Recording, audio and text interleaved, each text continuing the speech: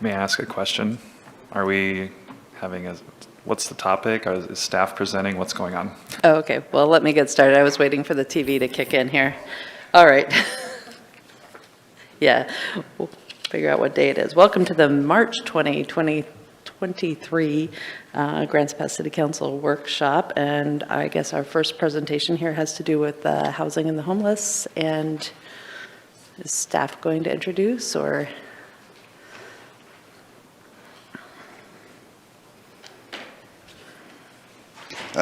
Our understanding is that we've got some guest presenters here. Yeah, come on up.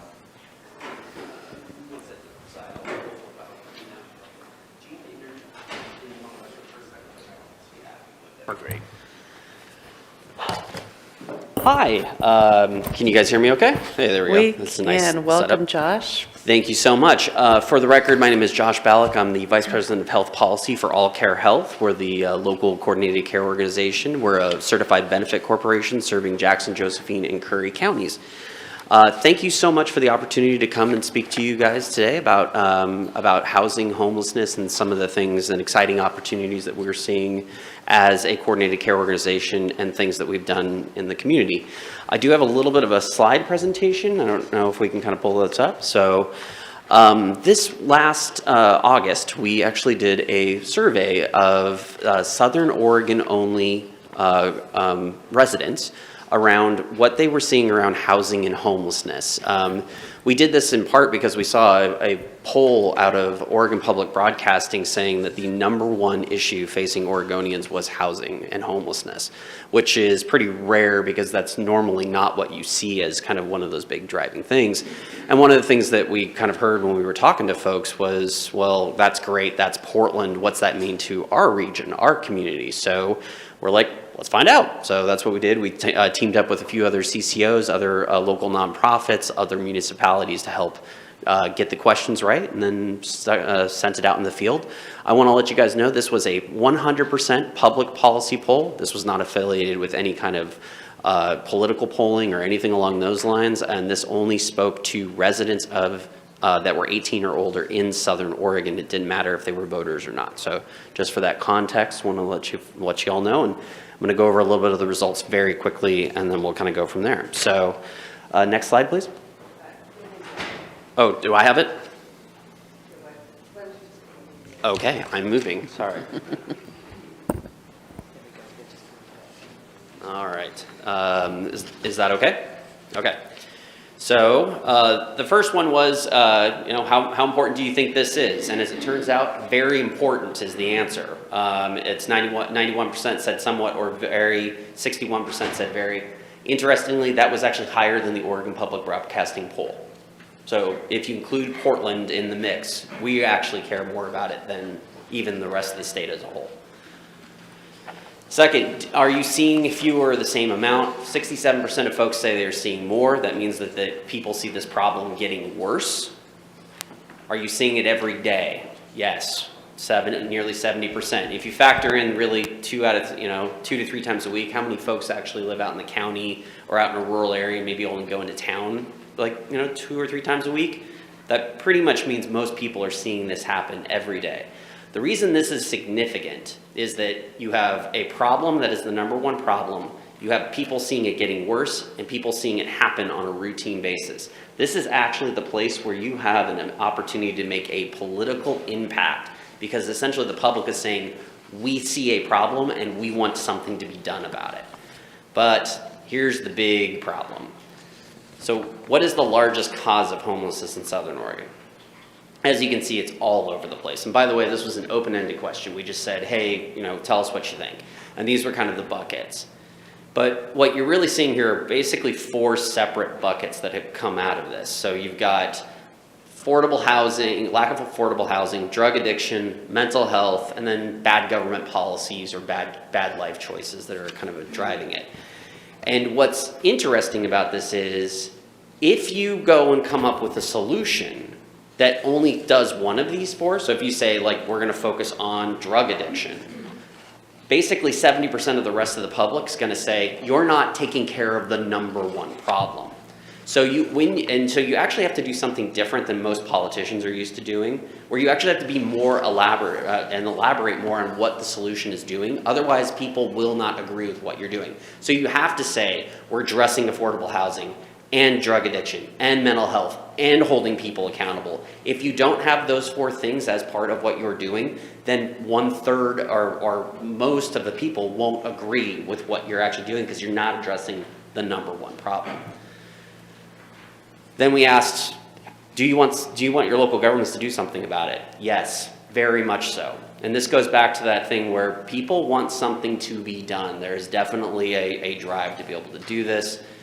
And then finally, I think these are 2 very important questions because they really kind of get at the fact that people are struggling. That people, you have 35% of the public admitted to a stranger on a phone call that they had struggled to pay rent in the last 5 years. That's an alarmingly high number. But interestingly here, you have 64% of folks saying they are spending over 30% of their money on housing, or they feel like they're spending that much on housing. That is actually above the federal line for where debt burden is, house burden is. And that means that we have people struggling even more, but not admitting they're struggling. And that is a very interesting place for us to be when we are coming up with solutions. There's the whole poll is available. We have it online. You can read the crosstabs. You can dial into it whenever you want. We welcome folks to be able to read that, or if you guys ever have any questions, my personal cell phone's out there. Please call me anytime. I'm happy to tell you at least what we saw inside of some of these other kind of results that were there. But our commitment to actually addressing this didn't stop at just asking folks, hey, what does the public think? We actually wanted to hear from people who were experiencing homelessness. So back in 2017, we actually hired Julie Eakins to do a in-person survey or not survey, but a kind of analysis of why are people experiencing homelessness. And while we were working on this poll, we actually hired her to go out and start to interview homeless folks and update that 2017 survey that we had kind of done, or analysis that we had done. So we're hoping that we can have an official report that will come out here very shortly. But with that said, I'm going to have Julie come up real quick. I don't know if we'll probably have her go to that mic. And have her give a sneak preview of what some of these initial findings were. So, Julie, go ahead. Hello, it's nice to see you. I feel like I'm heading in a better direction being here today. So, good to meet you all. Yes, All Care Health hired me in 2017 to do a survey of people experiencing homelessness. And this was significant because this was one of these times where instead of typically what happens, right, is that we look at homelessness from the perspective of policymakers and people who are housed, and then we look at how we can solve the problem. It's rare that we actually ask the people who are experiencing homelessness how they think we should solve the problem and how they got there in the first place, because that's significant. So we did that in 2017, and then we just revisited that study, as Josh just spoke to.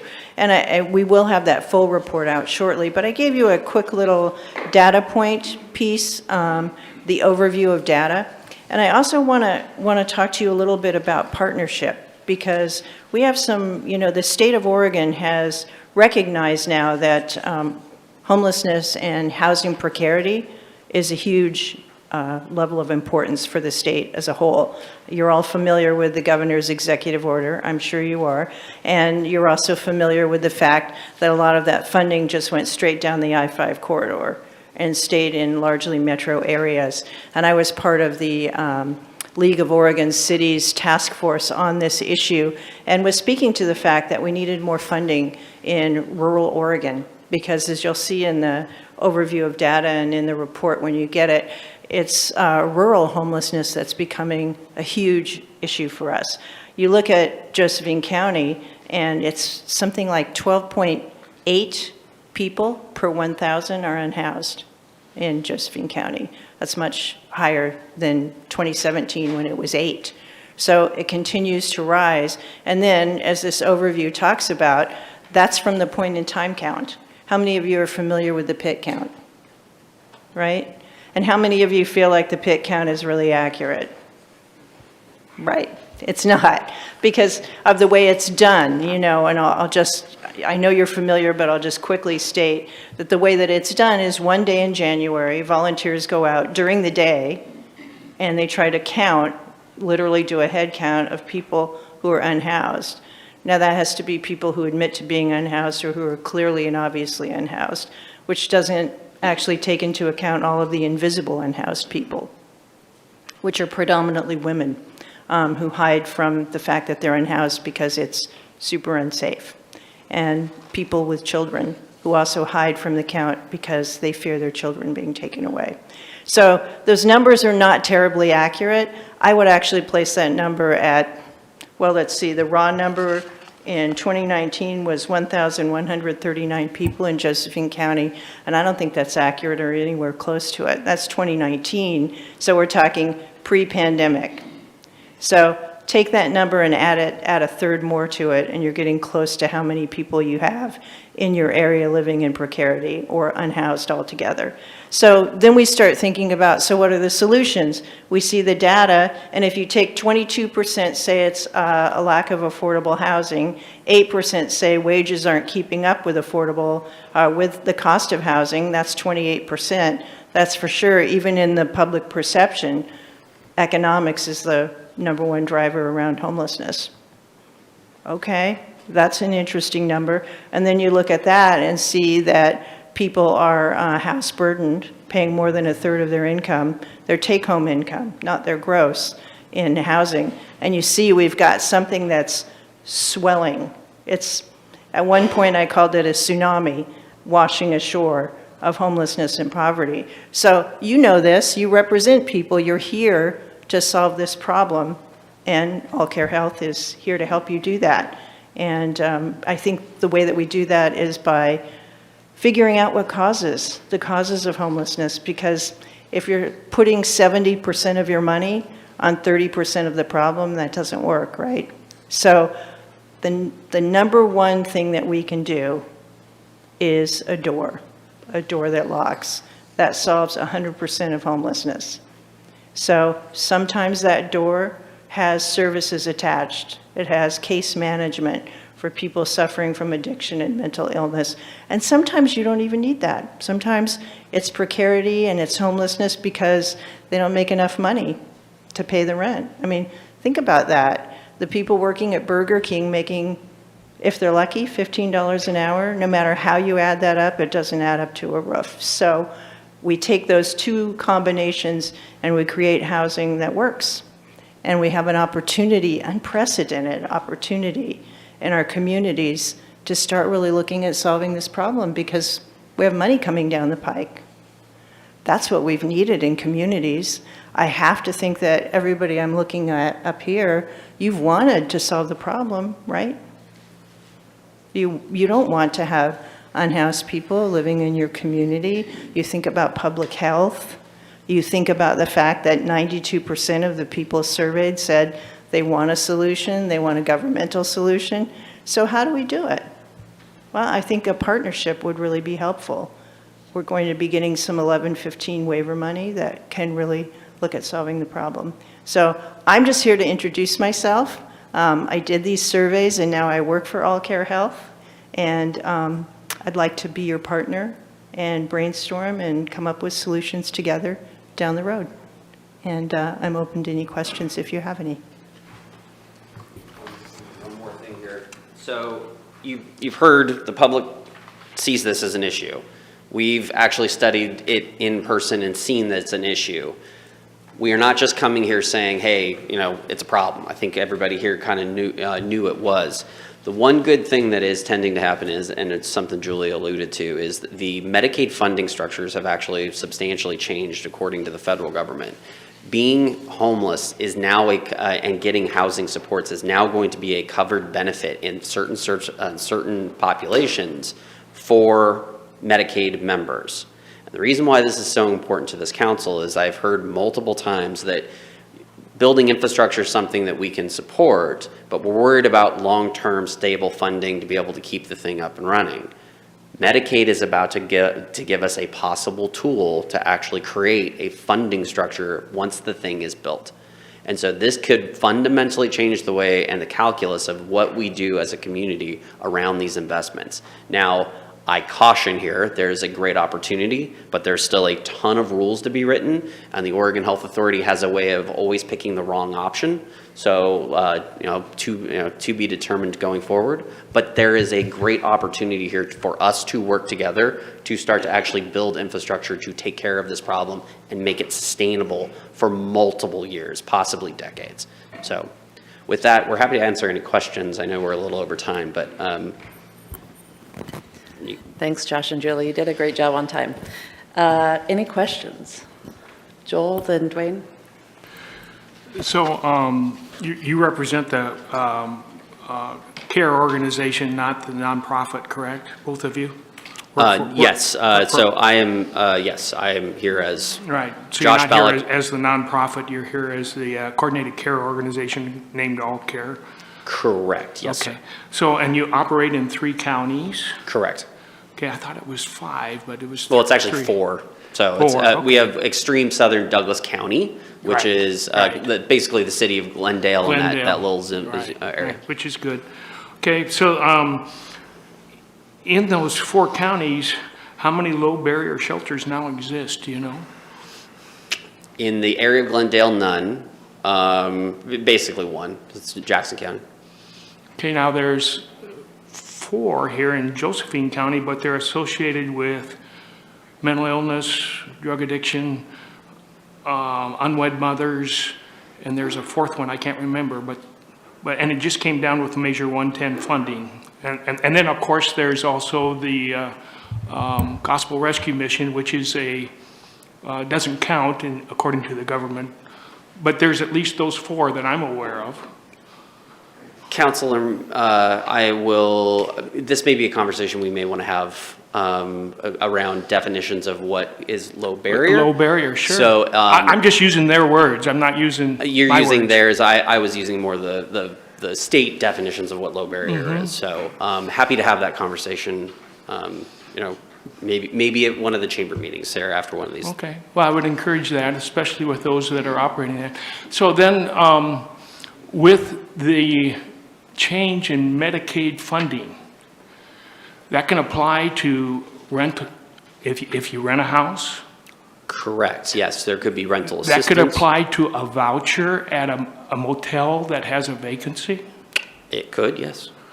It doesn't necessarily require additional infrastructure to implement that. Counselor, members of the council, I can tell you this much. If we try to depend on what is currently available in the community just for all care members, that will not be sufficient. There Well, are not I was just enough. looking at the tourism report on our vacancies in our motels, and I was looking, so we were a part of All Care when we had our medical practice, and we had some All Care members that weren't housed.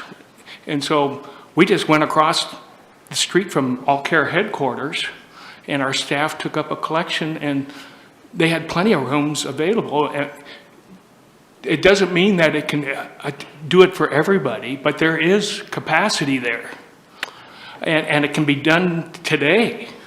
Can I jump in here? No. Okay. Counselor, I would like to have this conversation offline. There are Sure. some serious, there's some serious logistical issues that actually are attached to that, and I'm happy to go into further depth with you. And those issues exist both ways, whether you own the facility or don't. So I'll do that. Thank you. I appreciate that.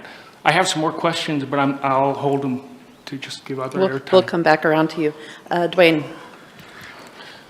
So I actually have your study. I've been crucified by it a couple times on the Democratic Party because I referenced it before because I pulled it up and you left some of it out. So number 17, you didn't talk about what people thought was a solution.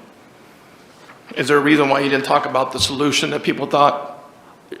Honestly, just in the interest of time. So, Well, the solution, and they weren't group as, shelter and homes is less than 1%, but the number 1 is mental health and substance abuse counseling.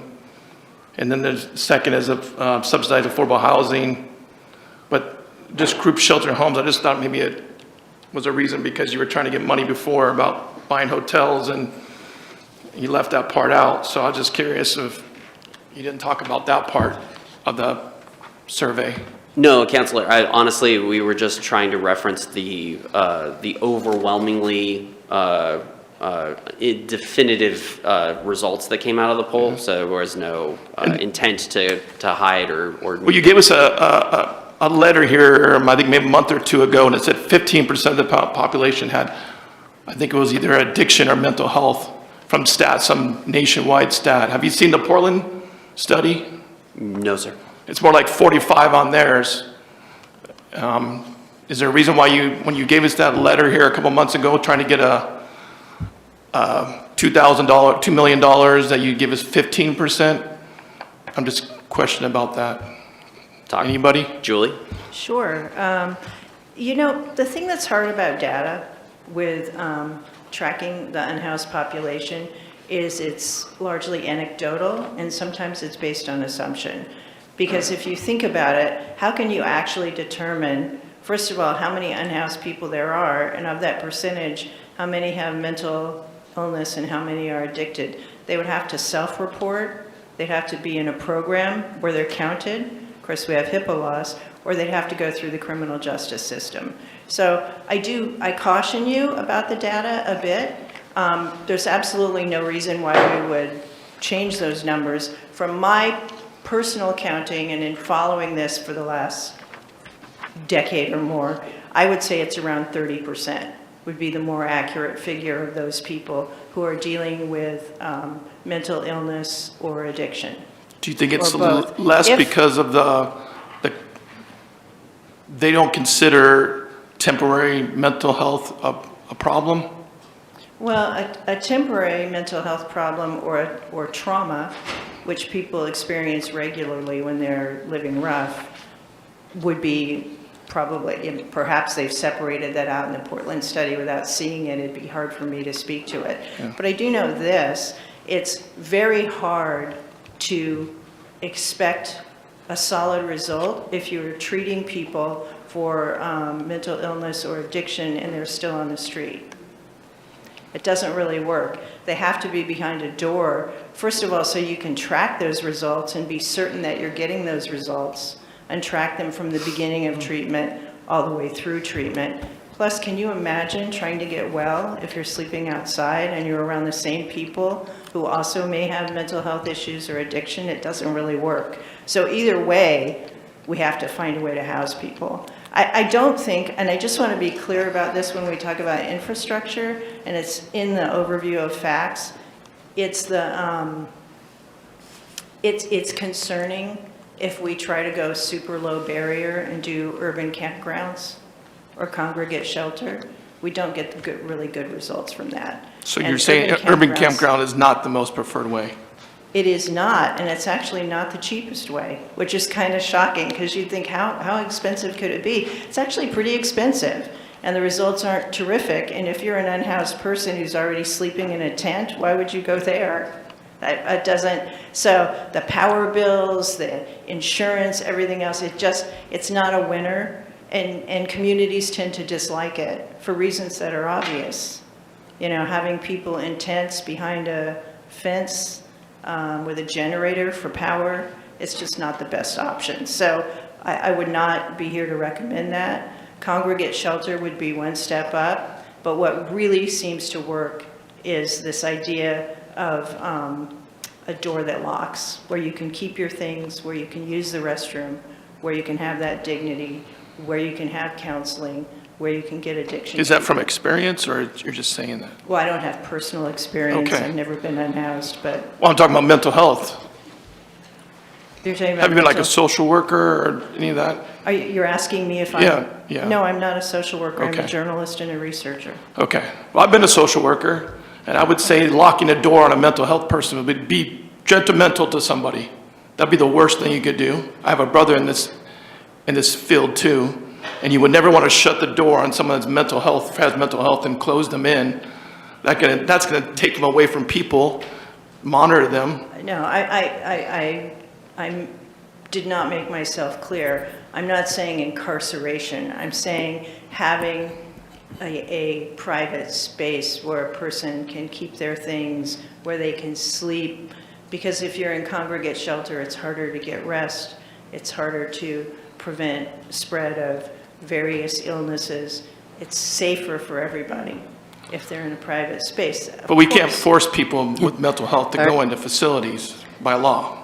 I'm not suggesting Okay. that. Dwayne, let's just ask questions of our guests, I'm okay? asking her questions. I have a right to ask as many questions as I like. Thank you, Councilor Yunker, for your questions, and I'd be happy to meet with you one-on-one and talk more about the research and the methodology, and I look forward to giving you the entire report as well. Thank you. Valerie?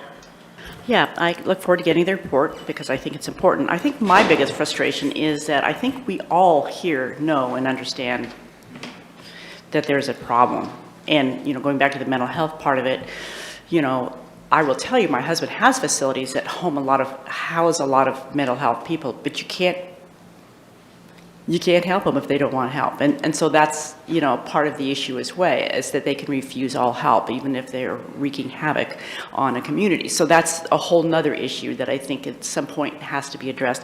But my biggest thing is I know that we as a city are limited by the financial means to do what we'd like to, because you're right, we'd love to solve the problem. I mean, I can't tell you how many emails I get in a day, on either side, solve it, don't solve it, whatever, but this is a problem. So we get that, but I think that, it's frustrating when we see the money go up I-5 and you recognize that they have more resources than we do to solve the problem, but the money keeps going up there. So my question to you as a person who works up in Salem and as a person who has been in the lobbyist world, what can you do for us? Because that's my question to you. I know I don't have the resources to do what I'd like to do, but I also know that you have more clout, obviously, in Salem than we do, because we don't seem to be getting much traction, shall we say, and don't know if we will get any traction down here in Grants Pass. And we're in a situation that is far worse than more people because we're under an injunction. So we don't have the choices to make different laws and do things. We don't. So that's what I want to see. I want to see what can you bring to us? What can you bring to us? Councilor Lovelace, thank you for the question. I will correct one thing, though. I'm certainly not more influential than this council, so please don't pretend. But I have been up there and I have paid attention to kind of what things are moving around and who has been successful. I will say this: rural communities outside of the Portland metro area that have been successful generally have a plan in place that is pretty much shovel ready and ready to go, and they tend to be kind of put at the front of the line. I think that's just kind of your political expediency piece where people want to see results fast, so that the faster you can have a plan put together that shows that you've got things to put together, the more likely, the more successful you'll be in getting state dollars. And there will be state dollars coming. I mean, there's not just the $200 million that is in this one bill that's floating through, but I believe the governor's budget has up to $700 million in bonding opportunities that municipalities will be able to pull down as well. So you're talking real money that could be floating in, and to be able to really build out some serious infrastructure in the community. Rob? Yeah, thanks. So so that I can listen more clearly, I got to clear my mind of what I'm looking at is so far the elephant in the room, and I'd like clarification from Augustus. You sent us, I think, a memo on Friday that basically said if I'm correct, that of the first 200 million that everyone's been talking about, that Grants Pass is essentially SOL. We're not going to be getting any of it. Is that correct? In less words, yes. Okay. Yeah. So less words, thank you. Less initials, yeah. So, while everyone's talking about, it seems as though every solution that you're referring to, no surprise that each one that might be a little more effective is a little more expensive. than ones that are less effective. No surprise there. So of the first 200 million, we might as well, from what I can gather, we're wasting our time discussing it because we're not getting a penny through no fault of this council. So you're mentioning, so, you know, again, we're wasting time in a sense there, but of the second hundreds of millions you're talking about, Josh, what are you talking about, and when might that happen, and what could we use it for? Great question. They are still discussing that. You're gonna have to wait until the budgets are finalized to really kind of understand all of the rules of the road. And I think, So as much as we'd like to be able to actually listen to your suggestions from a practical perspective, they're just pie in the sky right now because we don't have any money for it. So, you know. you go and then I'll go. So in my discussions with the state prior to submitting our request to be included in the state state of emergency, they indicated that there is going to be possibly an additional $27.5 million for the balance of the state, of the rural balance of the state, to be divided proportionally. However, that's not a sure thing. That was part of my discussion with OEM. And do we have a time frame for that or any idea? Probably summer.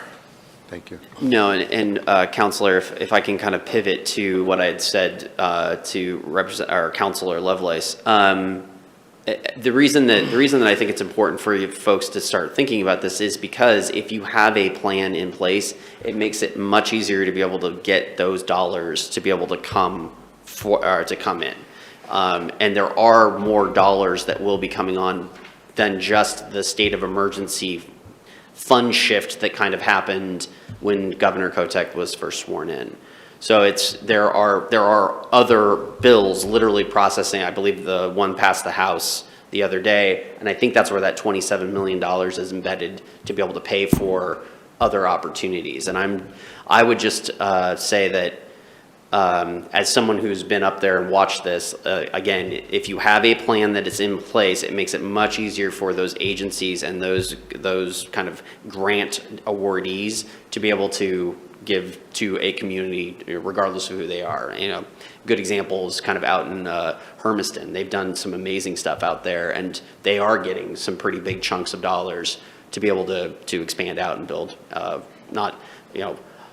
workforce housing and things along those lines, not just congregate shelter and things like that. So when you say a plan that's in place, like what do you refer to?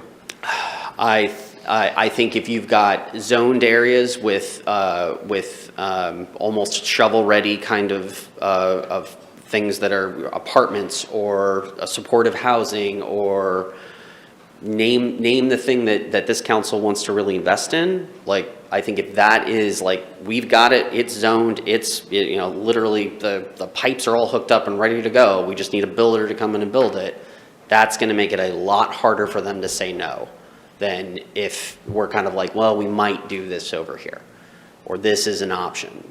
Do you see what I'm saying? Thank you. Brian?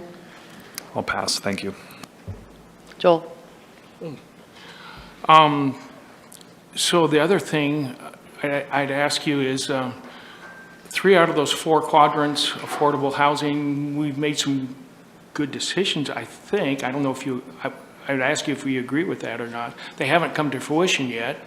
Measure 110 gave us the opportunity to what the nonprofits themselves call low-barrier housing for the mentally ill and the drug addicted, that have transitional housing that's very similar to Rogue Retreat, that takes care of them and gets them a job and those kind of things. We have the religious sector that's working. So there's some things there that we haven't felt the effects of yet. As we go into that, the thing that I wonder about, Josh, and you probably do too, and everybody probably does, is when I was at the League of Oregon Cities, and there were some cities that were building a lot of infrastructure, spending a lot of money. San Francisco spent a lot of money. They're a different environment than us. I understand that. Everywhere, I ask over at the Bend, has anybody experienced a drop in their point and count studies to solve the homeless problem? And like you have here in your sheet where it talked about Medford, they have a lot of facilities, and they increased by 50% in their homeless since the last survey. They increased 50%. And they have a lot more infrastructure that they've built through the nonprofits specifically. So is there any success stories out there where the point in time has gone down with a plan or strategy, or even had an effect? So I'm going to quote a podcast. It's a very good podcast called the Oregon Bridge Podcast. Highly recommend it. But they interviewed John Topanga, who's a Eco Northwest researcher. And I think he summed it up as best that you can. That Oregon essentially has built 20,000 doors a year for 2 decades, when we should have been building about 28, which means to get out of that mess, we have to start building 36 to 40,000 doors a year to catch up.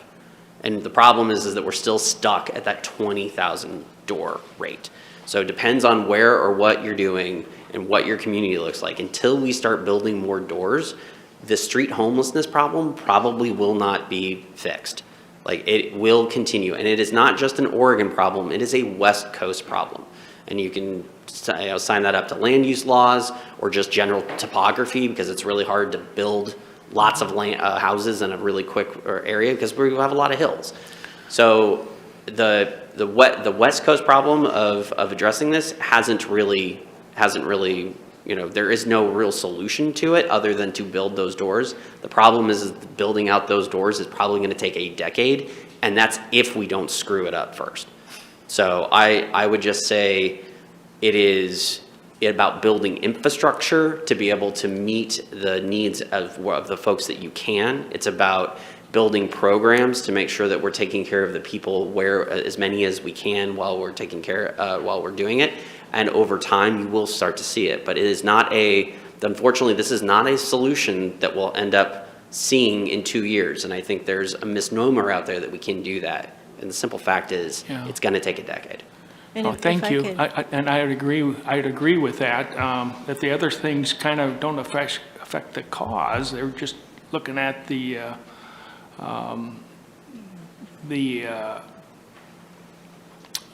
signs. It's not the cause. And the cause is the number of housing units that are available to people that they can live in.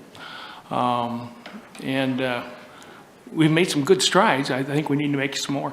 So the other question I had for you was, there's been several, and again, as I read on the internet, which is a tremendous resource, and sometimes you got to be careful what you read, right?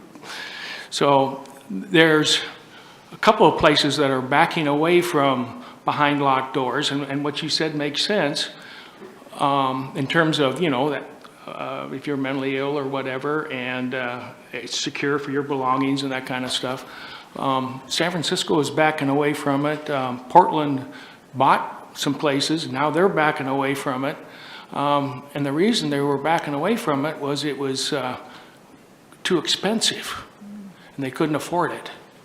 Do you have any thoughts on that? As I look around and I look at there's a lot of different communities trying different things, and I hear what you're saying. Then I go on the internet and I look and I see data where people have tried things like what we're saying, and then to be frank with you, it didn't work. Well, I think if I can speak to that a little bit, one of the things that we run into, and I will answer your question, so if I'm rambling, forgive me, just cut me off. But, one of the things that we do is we tend to, in communities, focus a lot of our time, attention, and resources on people who need case management. And I appreciate that and understand the reason for it. But what about those folks who just need affordable housing, workforce housing, as Josh was addressing? To me, that's where it's at. If I were you, that's where I'd start. Because you have working people in your community who just don't make enough money to afford a locked door. So how can we start working on that piece that to me seems like, you're coming up with nothing but a win, because you don't need consistent case management. You're saving some money in terms of that process, and you're housing people, and then you can work from there. We've tended to look the other way, because I think we see this sort of emergent crisis, and we tend to focus on that which is most visible. But I think your working poor is an area that we could focus on. And as to the expense, some of that expense has been a bit of a trial and error process, right? Where communities have bought hotels and motels, and they've not necessarily mapped out exactly how they're going to do those conversions. We've learned more. We know more now about how to do those conversions more effectively, as opposed to just, trying to just knock down all the interior walls and create apartments. That's super expensive. There are effective and less expensive ways to go about it. But I hear you. I mean, it's an issue. We have not kept up with the demand in terms of building housing. And there's lots of reasons. Zoning, right? Like EFU, woodland resource, which you have a lot in Josephine County, and you can't build there. So, I mean, I know you're up against it in terms of zoning, ordinances, and I'm not really here to lecture you, and I'm not really here to tell you what you have to do, and I'm not even here asking for money. Gosh, look at that. I'm just basically trying to introduce myself, look at the problem with you, and see what we can do to help. And I want to, and the big message that I want to leave everyone with here is there's a fundamental shift in the way that Medicaid is actually going to start to fund some of these things, where we traditionally had really always focused on these very high case management types of populations. And now we can actually start to focus on that population that Julie's talking about, of just folks who need a place. Everything else is probably okay. And that, and what we're seeing is that's a pretty large group of the homeless population in our community. So Josh, as you move forward in that, you're working in a 4-county area. There's warming shelters where people get sheltered. There's places like Foundry Village where people get sheltered. There's places like the Gospel Rescue Mission where people get sheltered. There's, what do you see in terms of this change in Medicaid funding for the operating expenses? Because like the warming shelter, they've had a lack of operating expenses, and they run out, seems like at least once a year, and there's no sustainable source. So does All Care view this as part of, in their patients, when they go to the warming center, that they can pay the warming center for their operating costs there, or Foundry Village, or the Gospel Rescue Mission? It is the start, yep, it is the starting place of that. And so, and again, the rules are still being written, and, Sure. And like I said, the Oregon Health Authority has a bad habit of always selecting the wrong choice. But it is a big opportunity here where we can actually start to really retool the way that we've looked at using Medicaid dollars to fund the solution around this problem. And I'd in a also encourage you to sustainable way. look at vouchers if that's permitted, because we do It have is. some capacity Oh yeah, absolutely. Yes. without building any facilities. Yeah, and I would like to, again, the hotel piece, you and I probably need to have a conversation. Yeah, Vanessa. the hotel piece can be dicey, because not every hotel and motel is willing, right, to use their rooms in that way. So while the number looks reasonable, and I would have thought the same thing, as I've gone from door to door trying to place people, sometimes you're met with resistance. So It's dicey both ways. it's Yeah, it's all absolutely. kinds of dicey, but we can get at it. Vanessa. I did want to respond to Councillor King. In our draft housing production strategy, it does state that even with financial assistance in our community, people still aren't able to locate housing just because of the number of units. We're just in that deficit where we just don't have enough units to house everybody. Thank you both for coming today. I did want to revisit the topic of the urban campground. And recently talking with people that volunteer in the parks, they have given feedback that they think it might be the best option. I know it provides that stability where, your stuff isn't going to be missing. It's not going to be stolen. It centralizes supportive services. So can we talk a little bit about why that is not a recommendation? Absolutely. Perhaps maybe there's some definitional issues here. I think if we talk about urban campgrounds in the context of perhaps some of the temporary houses that you can put up, kind of like Foundry Village, except those are permanent. If you're talking about pallet shelters, you know, that has a little more validity. Or if you talk about car camping, that has a little more validity and is a higher preference level than just sort of the standard, what I would class as an urban campground, which is basically a fence with tents on it. That's less preferred. It's really, because if you're wanting participation from unhoused people, if you look at it from their perspective, and in the survey that I did with the unhoused folks here in Josephine County, it wasn't a preference, partly because you're not really better off. And you can potentially stop theft, but there's still no lockable place for them to put their things. There's still no brick and mortar restroom. There are portable toilets, and the sanitation around them is sketchy at times. So there are a lot of reasons why the people who would actually use the urban campground would not favor it. And then, of course, the people who live around an urban campground tend to find them unsightly and less preferred. So does that kind of answer it? Am I getting anywhere? It does, thank you. And earlier it was also mentioned that when a solution is sought, to announce what the solution is. So our goal is to treat folks who suffer from drug addiction, and that's what we're going to declare, and that's where we're going to focus. So that really goes to show that this situation is very complex, and the solution is not the same for everybody. So what is All Care's thoughts on a piecemeal response, offering a car camping program, or offering an urban campground, or a locker program, these different things that assist different people in different places of where they may be?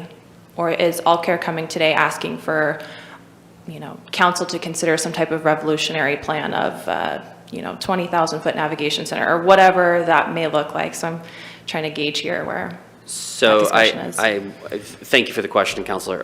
So the piece here, and that we were talking about around the 2020 kind of number, it really is public perception.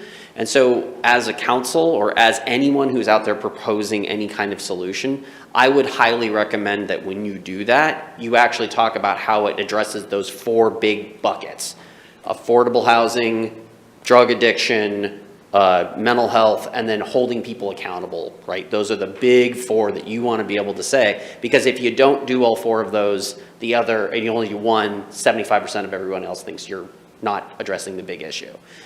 I think what we're really kind of saying here is, hey, we're here to kind of be a part of the solution, and also there is a fundamental shift in the ability for us to actually sustainably long-term fund things if they are built. So we are going to be in a place where we can actually be much more of a long-term partner for things, and that should change the equation when folks are making long-term decisions around investments and planning and things along those lines, because now all of a sudden we might have a way for low-income housing, or subsidized housing, or for behavioral health services, you name it, we can all of a sudden, there's an opportunity here to really kind of blend our fundings to make things sustainable going forward. Dwayne, then Joel. I just have one question. Do you have an opinion? I read a couple articles lately because I'm on the housing committee liaison, so I started reading articles about how climate change policies are going to hurt the poor the most. Do you have, or even homeless, do you have any thoughts about that? As a company, no, we don't. Okay. Joel. The other thing that strikes me, Josh, is you're talking, the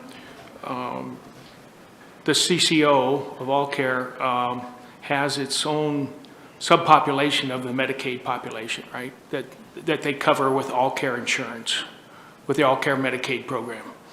There's also the Open Card program, and that has at least as many people in it as the All Care program. Statewide. Yeah, depending on where you're at and what county you're in. And this funding from Medicaid applies to all treatments and shelters. So like On Track can tap into that. That's where it gets real hinky real quick, and we gotta wait for some of those rules, because Yeah, some of that is well, medically yeah. covered, some of it's not medically covered. These are, just so that folks know, if you wanna get really super nerdy, there's this new benefit called health-related social needs benefits, and it is a new part of the Medicaid 1115 waiver. Us in Massachusetts got access to it, and it's So you $300 can look million. at Rogue Retreat, they can do that. I mean, it's not just All Care that can do that. It's a housing benefit that if you abide by the regulations, any nonprofit can be reimbursed, Correct, and I will tell you. regardless of where they go. And I will tell you this much, for the members and just the small population of folks that are unhoused inside of All Care, there are not enough resources right now in the community to handle it. Oh, I understand that. I understand. That's why I'd look at vouchers. Oh yeah, no, we're absolutely, it'll be a multi-pronged approach. Now I've really blown open your agenda, sorry. Valerie? I'm just going to be quick and say thank you for coming. It's from this, what I'm garnering is that there's a new system with the Medicaid coming down. You have more sustainable operating costs, and that would be your piece of the puzzle, would be operating, not capital. Correct. And so as we go forward and build our plan, we need to put you in the equation with the other nonprofits and everything, and have you come to the table for the discussion of next steps, which is kind of happening, to see, so we can. So I hope you would come to help us with the plan, because a lot of these things I look at, we've done. And it's sad to me that when we had the lowest interest rate ever, we couldn't do it. And now we have all these economic factors working against us. And what I was listening on the way here about another bank failing, and now you're going to have all these people pulling back in terms of giving loans. And so it's kind of a scary time, and I guess that's a part I don't understand about Oregon is, they don't look at the economics behind it all. They just think we can forge ahead. And I hope we can. I hope we can. But I worry a little bit about that. So it's all more reason for us to work together with the partners to try to make something happen. So thank you for coming. Thank you. Nailed it, Councillor Lovelace. Thank you. Any final questions? All right, thanks to you both for being here today and providing this background and opening the conversation on this. We will be in touch. Thank you so much for the opportunity. It was great to meet you all, and I look forward to speaking with you more in the future. All right, and I think council, normally we would have a discussion following a presentation, but we have a large number of guests today for our next item. So if you have thoughts you want to share, let's catch up at the end. Councilor De La Grange is about to announce his departure. Yeah, I just say I have to take off, I'm sorry. All right, he's going back to work. Okay, next up on our agenda is, was anybody going to announce them besides me, or I can do it? I don't know what the plan is. I'm just running this meeting, but I'll just announce that we do have members of the Housing Advisory Committee, the Tree Advisory Committee, and the Home Builders Association have been invited to attend today to discuss, in particular, our next item on the agenda, which is the commercial parking lot structural soils amendment. Council, we don't have a plan that we've all discussed for how we want to handle having special guests like this, but I was thinking of having them watch the staff presentation, and then if they want to, members of those committees want to come up kind of public comment style after the presentation and offer their thoughts or questions. Does that work for you? Okay. Then that is what we'll do for this time anyway. This is something a little new. Brad's going to get us started with the presentation.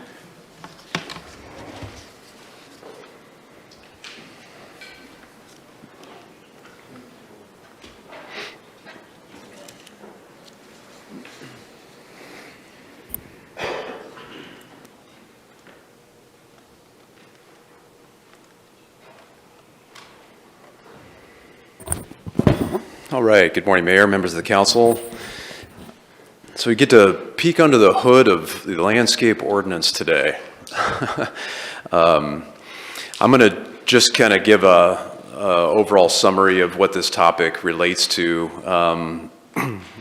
Probably not as relevant, to be honest, for many of the home builders who only work in the home building area, because today's topic is really only pertinent to commercial parking lots.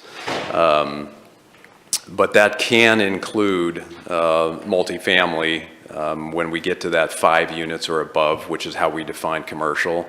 So it may apply, but I just want to kind of give that caveat that really the focus here is driven by a couple of requirements that are currently in City of Grants Pass Landscaping Code.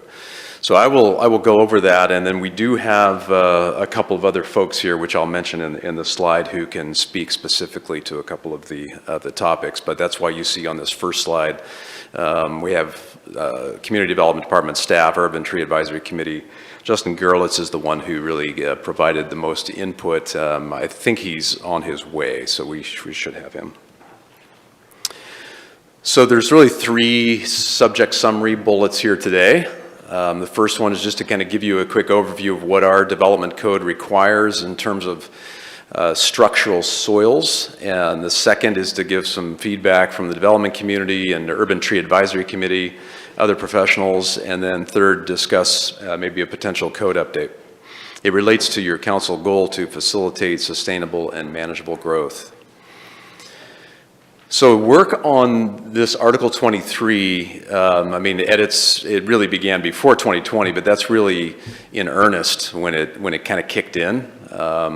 There was an ad hoc committee that was formed in 2020 to really start focusing pretty intently on those landscaping changes. The Urban Tree Advisory Committee did meet in 2016, and that's where this specific piece of structural soils really originated. Jim Love, who is here today, was a member of the Urban Tree Advisory Committee at that time. I think he's the only member actually that we have today that was on it in 2016.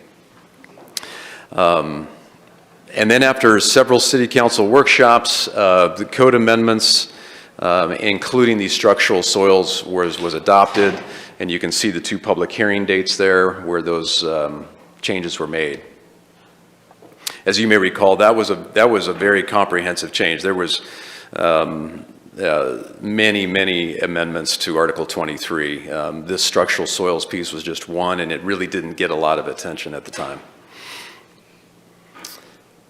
So going to really where did this start and what's some of the justification for the Tree Advisory Committee to recommend to you to have these structural soils, it really deals with recognizing that the single most important factor limiting a healthy growth of a tree is the lack of adequate soil volume.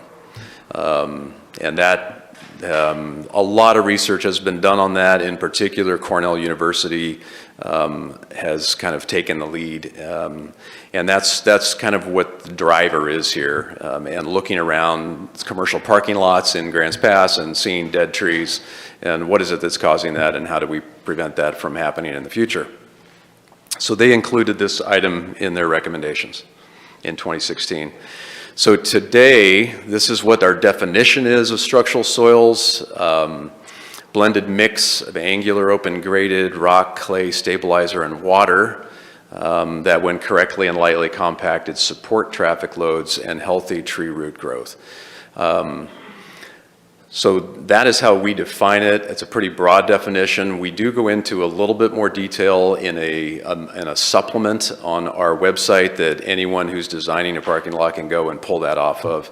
But essentially, if you think about it as ensuring that there's still some looseness in there for tree roots to be able to grow, and so that they're not going to be super compacted in a parking lot situation.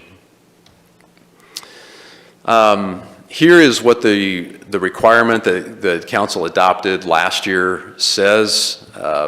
Says that if you're doing a commercial parking lot, each tree has to have at least 2 cubic feet of soil volume for each square foot of tree canopy.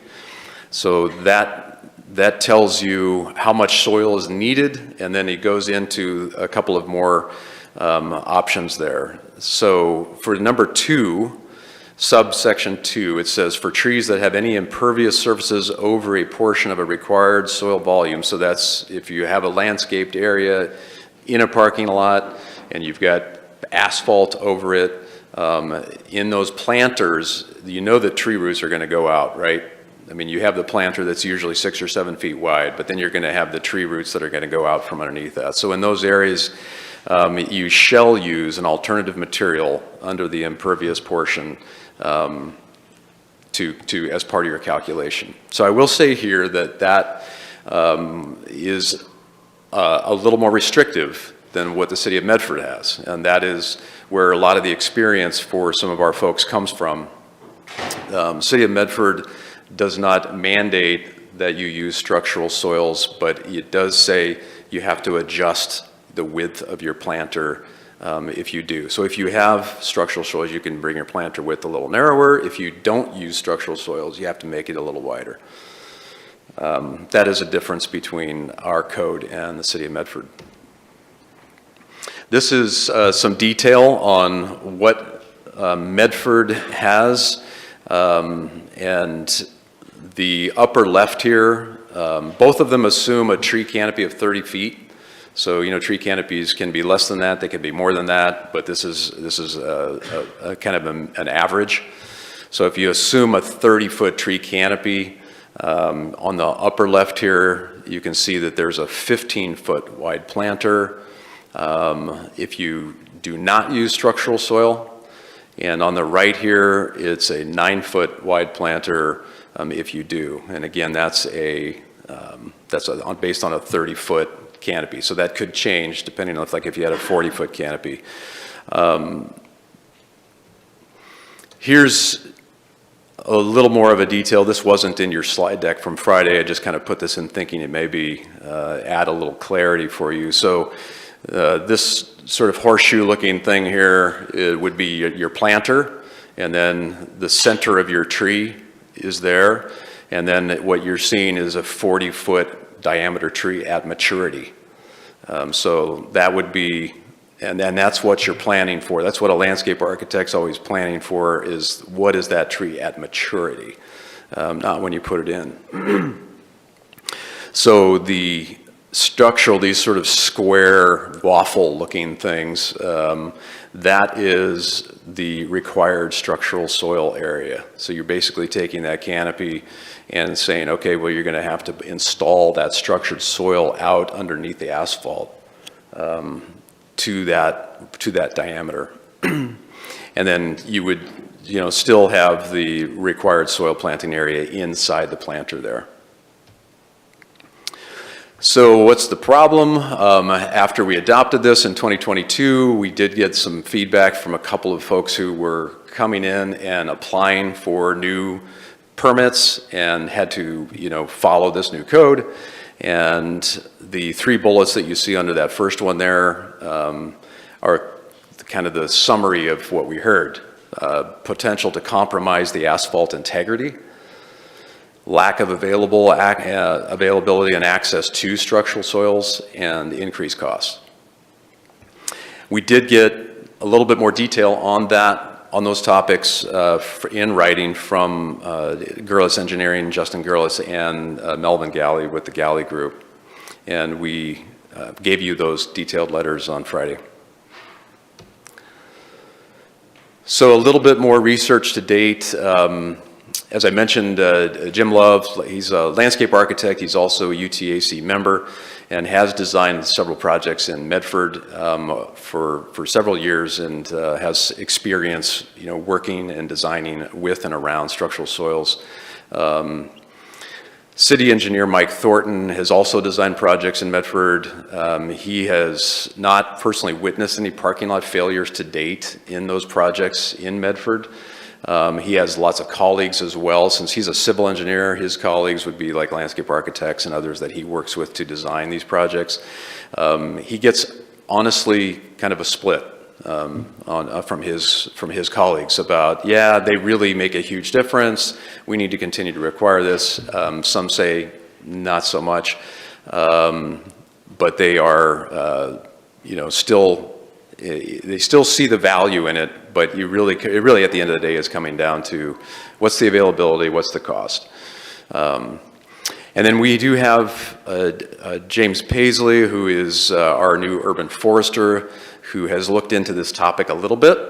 And he has noted that there's several methods to improve tree rooting volume in these urban areas. And all methods kind of have different strengths and limitations, and they're somewhat situational. Pretty difficult to say, yes, just 100% of the time, here's the way you should do it. So the Urban Tree Advisory Committee did meet in just a couple of months ago to kind of hear these concerns, talk about them a little bit more, try to understand some of those issues. There really wasn't any significant change to their original motion, to include structural soils. So essentially where we're at is, an application issue where we have some projects that are somewhat waiting to move ahead and before we decide how to do this. We don't really have the option at this point at staff level to just say don't do it. It's in the code. We have to require it. So as far as stakeholder input, you mentioned, Mayor, that maybe there's some folks here in the audience today. The ones that we have spoken to prior to this workshop would be Jim Love, Justin Gerlitz, and James Paisley, who I think could all just either add some clarity or if you had some specific questions, as well as any others. There's really no specific thing. I mean, today, as I mentioned, the real driver to this is that we want to be able to bring resolution to the topic. And we had looked at some alternatives for you. You could retain Article 23, which is as it is today, and just say you will have to do the structural soils. You could repeal it in its entirety. We could reflect maybe a site-by-site flexibility in a future code amendment that we would bring to you. We could also look more carefully at Medford's and maybe do almost a mimicking there of theirs, or as you move forward in the discussion today, we could also maybe craft some other options. All right, thanks. Any questions for Brad at this point? Rob? Brad, you used the term on slide 10 that you said Mike Thornton had not witnessed parking lot failures to date. So can you define that? Does that mean the asphalt, failure in the asphalt, a tree dying? What is a parking lot failure? How do you define that? Yeah, we would, in our conversation, we define it as looking at, that area immediately adjacent to a planter in a commercial parking lot to see, number one, do you see any buckling or do you see any sagging because of the issue with those structural soils under there not being compacted to the same degree. So that's really, we're talking about kind of those, sort of subsurface issues that cause the asphalt to lose integrity. Vanessa? In your opinion, Brad, does Medford's code alleviate the issues and concerns that we have? I do think that it would eliminate the vast majority. What I can't speak to, since I'm not a subject matter expert in structural soils or tree health, to allow for that latitude, the flexibility, but certainly from the standpoint of your city staff and my planners and implementing the code to give that flexibility would help address the situation. It would prevent them from having to do something like a variance or go through a long timely process because the flexibility is just built into the code. Thank you. Joel? So Brad, the other input we got, and it was from the Galley Group, was fabric, which adds strength, and then the fabric cloth that has been used traditionally by engineering is impenetrable. I'm from Iowa, I can't pronounce that word. But anyway, the roots can't grow through it. Yeah, but then he made reference to a new type of filter cloth where tree roots can go through it. I know it's permeable to water, so water goes through it, and it adds strength. And so I was wondering if we went with what Medford had and add the flexibility for that type of filter cloth to make it, even stronger for the parking lot thing, and still have the appropriate medium to grow nice shade trees. Right. Right, and I'm not going to be able to speak to, that particular technical part. product or Okay. that technical aspect. Yeah. Okay, thank you. All right, well, let's see if Jim Love or Justin Gerlitz or James Paisley, if you three want to line up and go first. If you have any input or feedback about this, what you see the problems and potential solutions are, that'd be great. I think this is live, is it? Yeah. It is. So I can speak to the use of structural soils as a landscape architect. As Brad had mentioned, I've worked on at least a dozen projects in the city of Medford, going back to around 2008, 2009, when it came online with the city of Medford, for both parking lots and streetscapes. What I can tell you is that from a tree health standpoint, what I've seen is parking lot and street trees doing much, much better than what I've seen in other communities, from Portland all the way down to Reading, and projects I've been involved with. There is a visual difference. You can see a difference in terms of overall tree health. In terms of parking lot situations and failure of asphalt, I have not seen that on any of my projects, and I routinely go back and take a look at projects I've worked on. Some of the more visible projects that probably most of you have gone to would be the Northgate Marketplace, where Trader Joe's and REI are located in. And then, of course, the streetscapes in downtown Medford. So just speaking from tree health, it definitely does make a difference. And, also, I guess, speaking to compaction rates and so forth, the compaction rate for structural soil, what's called for in specifications, I believe is the same as what a typical asphalt profile would be if they're using standard crushed rock in parking lots, which I believe is 95% compaction rate. So it's been used in Medford, numerous other cities throughout the U.S., and it's still being specified in most of those cities.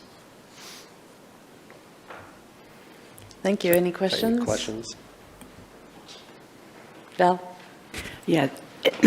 The structural soil that you get, is that what you get from Knife River? Is there anybody else that you're aware of that covers and actually has structural soil? There are two other locations in primarily the Central Point area that also supply it. Currently, that Grants Pass does not have any suppliers, but I think we've got 2 or 3 possible suppliers in Grants Pass that would be able to make it.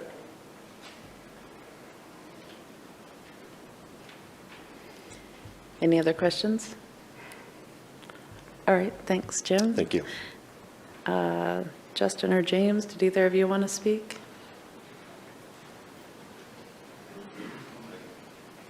DJ? So it wasn't mentioned in the presentation, but I wanted to call to light that Justin is here, yes, as an engineer, but a member and representative of the Home Builders Association. who has gone over this issue and identified it as being important enough for a council agenda. Thanks for having us today to talk about this topic. Thanks, Jim, for your feedback. I respect Jim a lot, and I know this is definitely a balance between, I think, engineering and tree health. I support trees, and I love healthy trees as well. One of the things the reason that this came up to me is more from an engineering perspective. So what Jim had mentioned is he thought it was compacted to the same rate as it was a normal parking lot, and it's actually 10% less. So normal parking lot, gravel is compacted to 95% of 100%. And then the maximum rate of compaction for the structural soil is 85% in their standard. And then the other thing is the structural soil actually has some organic matter mixed into it for the health of the tree. But as you can imagine, that's the opposite of what we typically want to do in a long-term parking lot structure, which we want to stay the same over a period of time.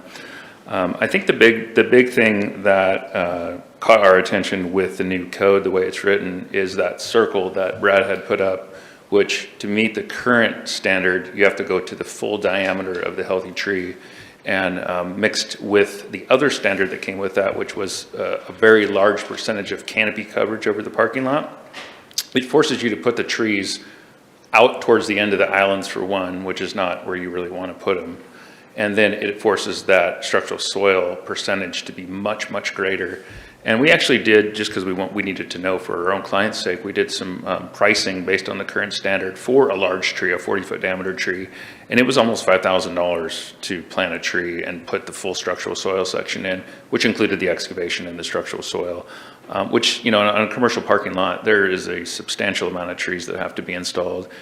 So the dollar amount caught our attention as well as the compaction efforts. I'm not opposed to structural soil. I've actually used it on some projects. Usually where we have used it is where it is either pedestrian walkways or very, very light vehicular traffic. So, you know, private driveways, somewhere where you're going to see a very few small vehicle loads. But the challenge, again, from an engineering perspective, is this is a commercial parking lot, and we have to accommodate garbage trucks and delivery trucks as well. So that's where my concern is. And, you know, I think if we are going to keep structural soil, I like Medford's concept better. It reduces it substantially, yet still has it within the root area of the tree. And what that does is it pushes most of the structural soil area back into a parking stall, not the main drive aisles. So just wanted to share that with you today and appreciate the time. Any questions? Joel. So I just had the same question that the Galley Group presented in their suggestion about the strengthening cloth. Yeah, so we typically do under a parking area or a road surface, we'll put they call it non-woven geotextile fabric. That's what we would use for landscaped areas that don't need the full structural support. In a parking lot and a roadway, we use a woven fabric, and it's just the way it's stitched together. Very durable. It kind of creates a net underneath that gravel to help it from cracking and stuff. The non-woven is, again, what we use for that. And one of the other concerns, I guess I didn't mention, what kind of goes along with that is some of these standards are pretty new. You know, Jim had mentioned I think the first one was 2008. You know, trees grow pretty slowly, especially in a parking lot. And I think my concerns aren't so much for the little tree that's there today. It's 20 or 30 years down the road when that tree has the roots. We're encouraging those roots to grow under the parking lot, which is kind of contrary to typical engineering principles. So if we, you know, the more structural soil we put in there, the further out we put it, the more we encourage those roots to grow. It might be healthy for the tree, but ultimately I think my concern is it's going to compromise the pavement. So if I heard you correctly and threw some interpretation on it, without putting words in your mouth, these are my words, we don't want to be specific on the filter cloth, but allow flexibility in where it could add strength and help the trees. Then we would have that flexibility, but not to have it in code. Yeah, I think having filter cloth underneath the parking lot areas is important, whether that's the woven or the non-woven. I wouldn't want to eliminate it. Vanessa. Thank you for being here today. Would you mind restating your thoughts on Medford's code? I missed it, I'm sorry. Medford's code, you know, looking at all things, is the circle. So if you take a circle from the center of the tree, so I'll just use a 40-foot tree as an example. Right now, our current code says that the structural soil has to go all the way out to the outer perimeter of the tree at its full size, which in this case would be 40 feet. Medford's code, if you had a 40-foot tree, you would only have to go out 20 feet. And you know, when you're looking at a circle, obviously the larger the circle gets, the more area it encompasses, and the more depth in structural soil you have to install. So I think if we are going to keep a structural soil component, that Medford's code or some version similar to that would be more appropriate. Okay, and that includes the flexibility option. That is something that you think could work here in our community? Yes, I do like the flexibility option because, you know, right now structural soil is very, very expensive. It's not available in our community at the moment. It requires a specific binder, and that would give the developer or the owner the ability to just widen a planter versus doing that instead. Thank you. DJ, and then Rob, and then Rick. Sure, my question is remarkably similar to Vanessa's in that if council needs to consider an amendment to it, are you saying that Medford's code in its entire would be worth considering, or would there be any other suggestions that you would make? I unfortunately haven't looked. I've looked at this part of Medford's code. I haven't read through the narrative version of it, so I couldn't answer that specifically until I read it. Sure. But I'm happy to provide input on it. Rob? Yeah, this might have been a question that might have been more appropriate for Jim, but you might be able to answer it also. You indicated that if, say, 40 feet of structural soils were required, that it basically encourages the roots then to seek basically an easy path for being healthy. So, and I realize all trees are different and they're chosen for those reasons. How deep do the structural soils go, and do you potentially achieve a similar tree health benefit by having the structural soils go deeper rather than wider, if you want to encourage the roots to be healthy? Well, I know, and Jim probably has a better response, but I'll share what my thought on that is. Right now, Medford's code says 2 feet of depth. Grants Pass code says 2 feet of depth, and it allows you to go up to a maximum of 3 foot deep. Our code is written, Medford's code is written, I think, more of an area. So if you look at the exhibits on the screen up there, it's saying if your tree's this big, you go half that distance out, that's your circle, 2 feet deep. Grants Pass's current code is written as a volume. So it says for a 40-foot tree, you need to have this much volume, which equates to 2 feet deep to the diameter of the tree. I think it definitely would be helpful to just have that smaller, because again, those roots, if the idea is those roots are going to grow, and we're going, I mean, in this case, say 20 feet, 15 feet out into a parking lot, my concern as an engineer is over time, it's not the 1-year-old or the 5-year-old tree, it's the 15-year-old tree or the 20-year-old tree that's going to have those roots grow out, that's going to buckle the pavement and cause damage. Yeah, I understand your concern from a, we'll say, mechanical kind of standpoint, engineering standpoint. I guess I'm just wondering, can you achieve a similar degree of tree health by going deeper, and that way you're compromising the asphalt less if you're not going as wide? I guess, and again, it's such a simple question, and I'm ignorant, so I don't know the answer. Yeah, I think beyond the 3-foot depth thing, I'll let Jim or somebody else answer that. Rick? Thank you, Justin. When you talk the soil mix, is one component more expensive than others? In other words, is rock very expensive these days? Is that what's causing the price so high?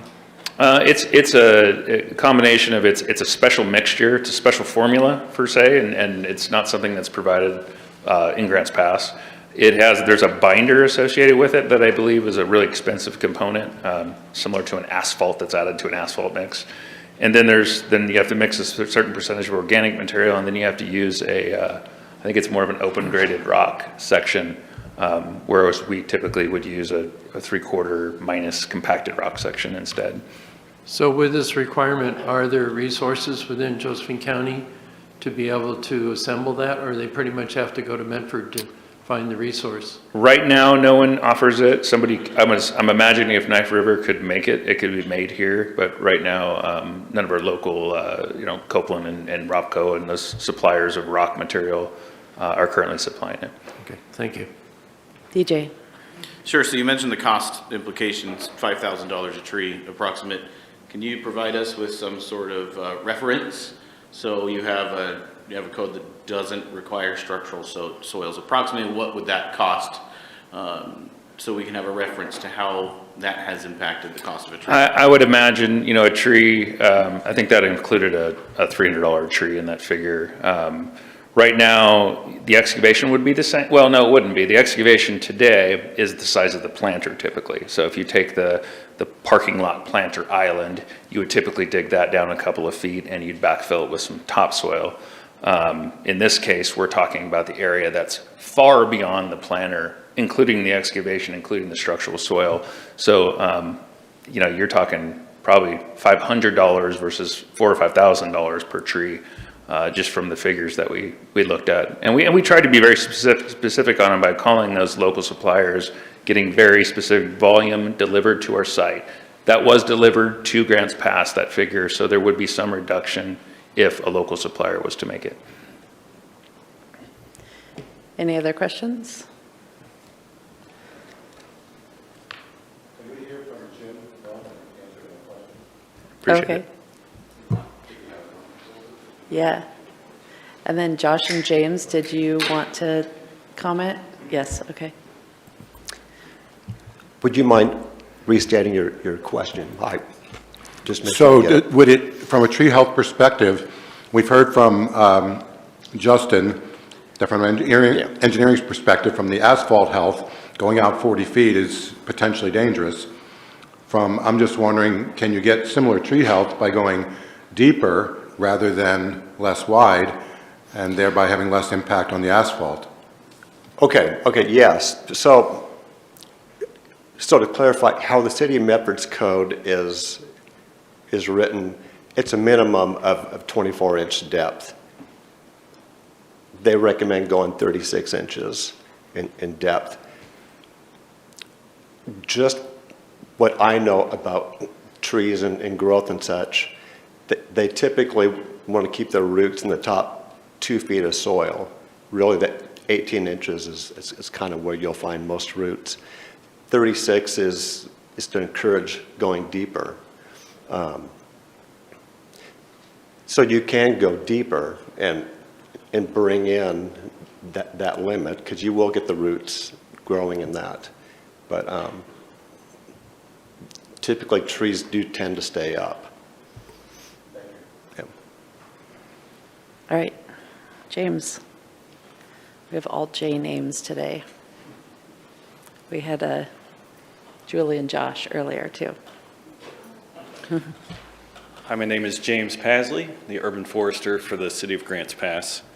I've actually spoke this morning with the urban forester for the city of Medford to ask how their code is going with the use of structural soils.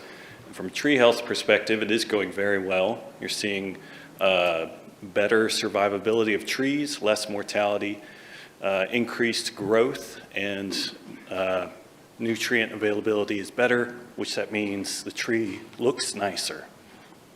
So a sickly tree, nutrient deficient, looks kind of terrible.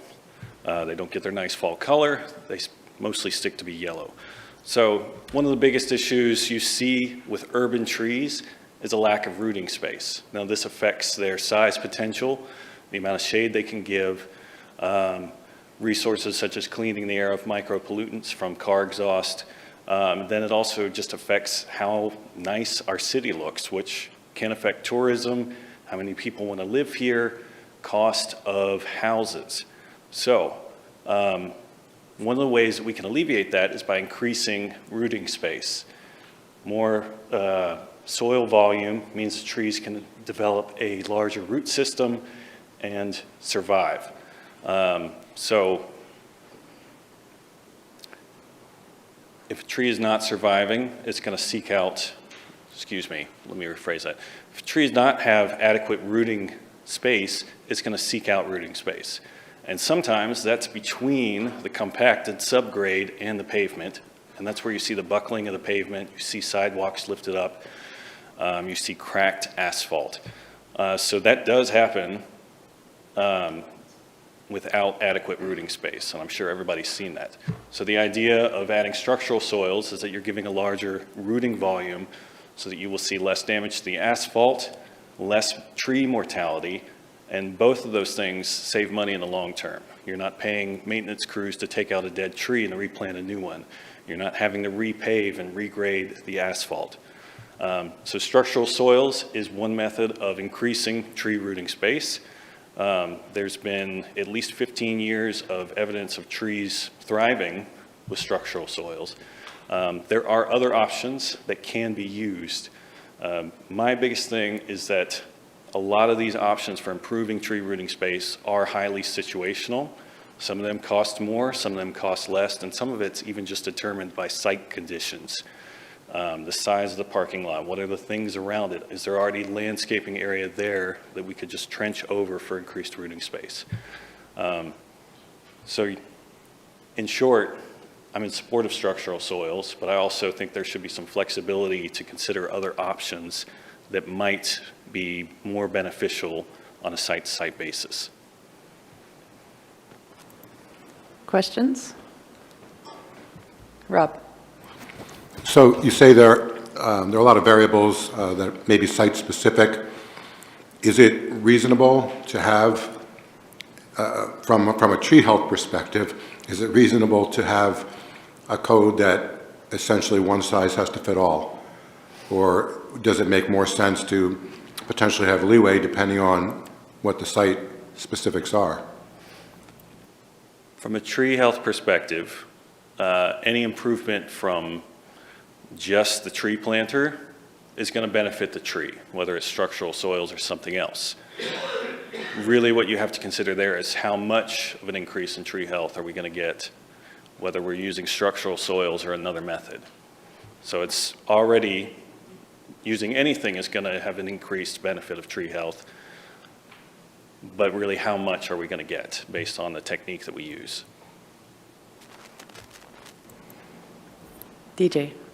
Sure, you mentioned structural soils or other method. You know, we've been really focused on structural soils being thus and so, and, you know, currently gathered from almost proprietary sources at this point. What would be those other methods, and would they be worth pursuing in a potential amendment? So the biggest ones that can be used in parking lots, structural soils are the first one. The other ones are called structural cells. The short explanation of that is it's a platform usually made out of some kind of plastic or polymer that is weight-bearing, that has platform support rods, and inside that you can use just plain soil because it's the platform that's bearing the weight. Those are usually offered by vendors. I don't have cost estimates on those because each one of them wants a specific quote for a specific project. Outside of that, for sidewalks, there are other options, but they're not quite as load-bearing as a parking lot would require. Did you have a question, Val? Yeah, first of all, I wanted to welcome you to Grants Pass, and Thanks. I was just not knowing anything of your background. Have you worked in other cities where this has been an issue or where they've used structural soils? This is my first city that I've worked as an urban forester. I've worked as a commercial arborist for several years. As a commercial arborist, I've had to treat trees that did not have adequate rooting space for diseases, for pruning, for just removals. In my experience, the maintenance cost of a tree that does not have enough rooting space is very high. They become high maintenance. Okay, and thank you for that. I just know that I've been along on this voyage because I was on 2016, I was on the Urban Tree Committee, and I remember talking about it, and it only made sense. I mean, I think the biggest, you know, I think everybody's been out to Grants Pass Shopping Center and seen those poor trees out there that you realize are never going to reach tree canopy size because of the size. So I think it was just kind of a no-brainer at the time to say, well, of course that makes perfect sense because we want a healthy tree. We want a healthy tree canopy. But I guess what I'm hearing here is flexibility, that it doesn't sound like it's a one-stop shopping.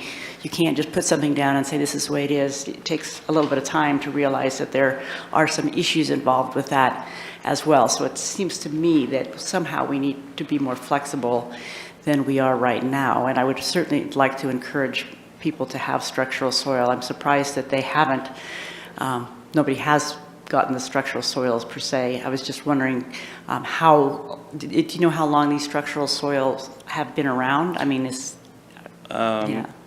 When I was doing my master's degree in 2010, they were talking about structural soils, and it was still relatively a new thing at that point.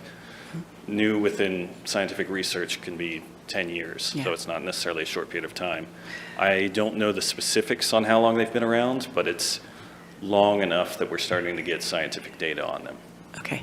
And would you say the other ones that you were talking about, the cells, which sounds to me like that's kind of more above ground, is that correct? Or No, it is underground. They are underground, so it's like a containerized. Is that what it sounds like? Yes. Okay. So it's similar to a tree well, if you're familiar with that, where you dig out the tree pit and you have like a latticed network of platforms with loose soil in the middle. Okay. So I'm just thinking in terms of expense-wise, it certainly doesn't sound like it would be a cheaper way about it, or do you know? I don't know. Okay. Most of those are provided by third-party vendors, and they seem to guard their prices. Funny how that is. Thank you. Any other questions? All right, thanks, James. Nice to have you here today. Thanks. We have Arbor Day coming up, so we'll be seeing him again next month. We do have members that we invited from our Housing Advisory Committee, Tree Advisory Committee, and the Home Builders Association. So we don't normally allow public comment during workshops, but if anybody from those committees is here and would like to provide feedback today, we invited you to do so. So please step up and tell us which group you represent. Hi, Doug Walker with the Housing Advisory Committee, and we haven't, as a committee, looked at this issue at all. So I'm going to speak just from my own experience as a builder and somebody that's been in the Housing Advisory Committee, and just kind of, I'm going to add a layer of complication, and I'm sorry about that. But in the near future, we're going to have the climate-friendly zones come down from the state. Do you all have an idea that that's coming and what that is? Some of it is parking requirements, and so layered over the top of this discussion is going to be those parking requirements, and part of those are an increase. I believe Amber might be able to correct me, or Tom, who's read about it a little bit more than I have. I think it's 50% coverage of the parking lot with canopy. Is that correct? Am I saying that right? That's currently. That's current. Okay. That's current. Okay. So Currently. understand we're going to have some more complications to all of this, and it's going to probably be more restrictive. So I would recommend flexibility as much as possible in this whole code, which I think it sounds like you all are leaning that way anyway from your questions. That's it. Any questions for Doug? All right. Yes, some of these too, we're talking about commercial parking lots, and then we also have our housing, so some things may have different restrictions. Is there anybody else here who wanted to talk before we? Yep, please come on up, Josh.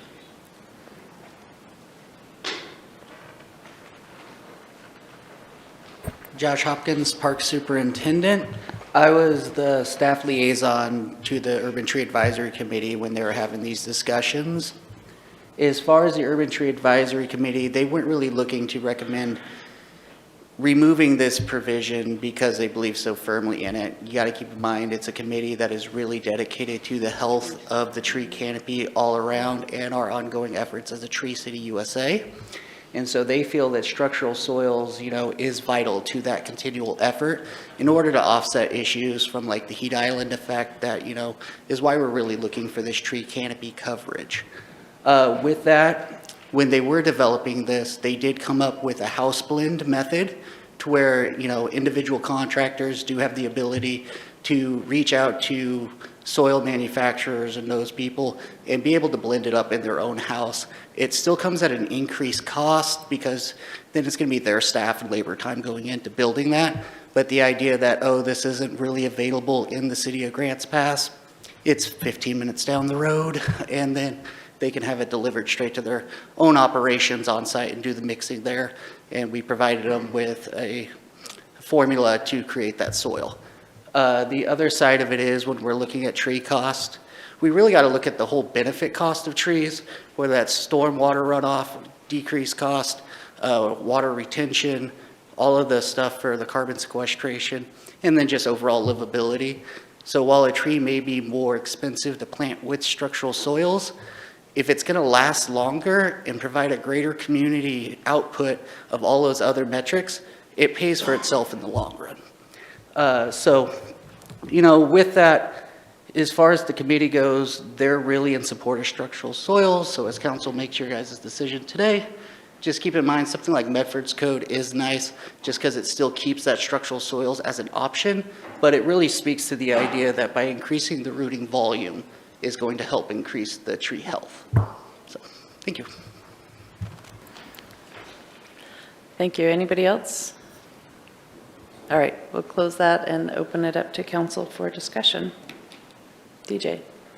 Sure, I think it's clear that we should look at this, at least from an amendment perspective. I don't think anybody's in favor of eliminating this in its entire, but flexibility, I'm hearing, canopy requirements, the volume requirements of structural soils. I would like to see them. I'm hearing Medford having a better tuned program for trees. We all want healthy trees, but we also want healthy parking lots, and we don't want to see multifamily projects being more expensive. And what spoke volumes to me was an order of magnitude increase per tree. It's an order of magnitude. That's 10 times more expensive per tree. I think that's a little overboard, and I think that we can strike a good balance between healthy trees, healthy parking lots, and affordability. Joel? So as I look at the flexibility, I gravitate towards the Medford one because it gives the flexibility of increasing the planter width. And I would add the words, if any contractor came in with additional suggestions or whatever, and the urban forester approves it, that would be okay too. So like with the filter cloth or things like that, that would make a difference. So I would say, or as approved by the urban forester. But that's where I'm coming down. Val? Yeah, I think I'd agree with both of those. It sounds to me like, and everything's new at one point in time, and so there could be even better changes down the road. So, but I would tend to go towards the Medford Code as well. I think flexibility is important. I do believe that, yes, we all know that we need better trees than we had at the Grants Pass Shopping Center, and the importance of the canopy.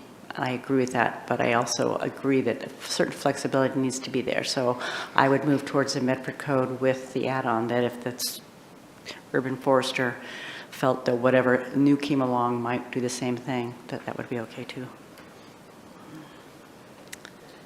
Anybody else want to jump in? Okay, so I guess at this point we would be looking at staff giving us a code revision, is that? Yes. Yeah, Mayor, Council, that's what I'm hearing. I think it was good feedback today. We'll certainly use the Medford Code as sort of a starting point, and then incorporating, some of the other points that you made today. So I think we will put together an actual text amendment and run that through you, and then we have to hold our public hearings on that. Any other feedback before we move on? Okay. Thanks to everyone who came out for that. Next up, we have a reading of a COPA motion, as well as Historic Building and Sites Commission motion. So is there somebody who is going to read these, or is it me? All right, it can be me. It's fine. I just don't know if I don't want to skip anyone if they're waiting their turn. Okay, so the Committee on Public Art has selected the next 5 utility art box locations. So they're looking at 6th Street this time. If you recall, they're on 7th Street last time, but they're looking at 6th and A, 6th and D, 6th and J, 6th and L, and then 7th and L streets. So they have requested, at our discretion, that we approve that request, or request additional information or deny the request. Do you want to have any discussion on that? Shall we just put it on a future agenda? Val? Yeah. I don't know, I'll ask, of course, this is the grant that we just signed to go towards the fourth family, is that correct? So we are just applying for the grant now, or we have received the grant? I'm not sure. I'm sorry, I didn't follow what grant. Well, it was my understanding, didn't we just sign something to apply for a grant for the Fourth Family Foundation for this? This is grant funded. Yes. It does not require grant dollars, so Okay. they're just looking at just an approval of the request. Okay. The monies will be in place for this project. Okay, that's what I was making sure of. Okay, thank you. So I think they're just looking for us to validate the locations. Any questions anybody has about that, or we'll just put it on an upcoming agenda to seal the deal there? Okay, Historical Building and Sites Commission, Ward was here. Did you want to present this, or would you like me to read it? I don't know if you all, I see you have one there. Does everybody have one of those? I think so, yeah. Make sure your mic is on. Awesome. Well, it's a beautiful spring day for the first day of spring, and so this is a great time to be presenting this bright, colorful art object. Did you also get a second one that shows in some other towns? There's another one besides that.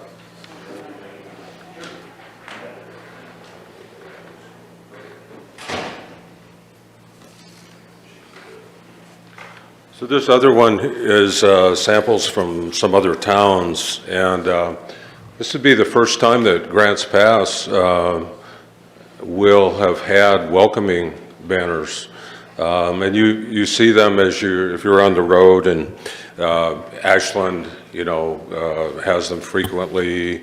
Little cities in Oregon like Bandon, and wherever there are tourist towns, you're going to find banners. So this is one that the Historic Building and Sites Commission has been working on for about a year now. And we finally developed this design. It was developed by an artist and a photographer and a graphic designer, so professionals. Did several takes, and this was the one that the commissioners liked best and voted on to bring forward. And so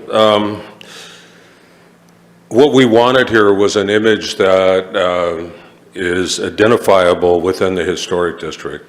So of course everybody loves the bridge, and it's also historic, but this building is at the corner of 5th and G, and usually, like I noticed on all your PowerPoints, on the right side of the screen, this building is in a photograph on the right side of the screen of all your PowerPoints. So everybody knows it that lives here. It's a Victorian building. Many of the buildings downtown at one time had towers similar to this, but with the modernization push when people came through in the 50s and 60s, they took most all of those down, unfortunately. I had a building that had one, and I actually have a building that had one, and I looked into the cost because I found a company that can manufacture them out of some sort of fiberglass. And so I sent them pictures and photographs and whatever, and they said, okay, well, it'll take a little while to figure out the cost of that. And this was about 4 years ago, and they got back to me, and it was only $240,000 at that time. So I imagine with inflation, yeah, so we're not going to see most likely towers being replaced. So that's one to celebrate that we still have.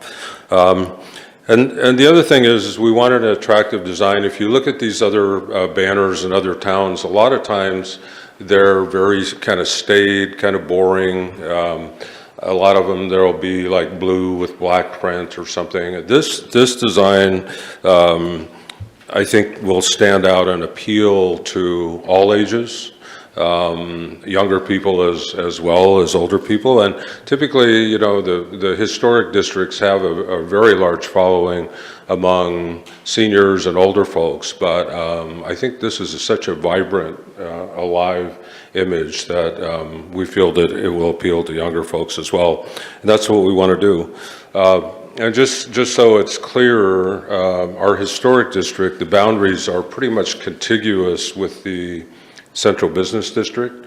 So our historic district goes from E to J and 4th to 7th. And like I said, those boundaries are very close to the boundaries of the CBD. So the cost of these is very reasonable. We're looking at getting 100 banners plus the mounting hardware. And actually the mounting hardware accounts for nearly 2/3 of the cost. The good news is once we have those, we don't have to buy those again.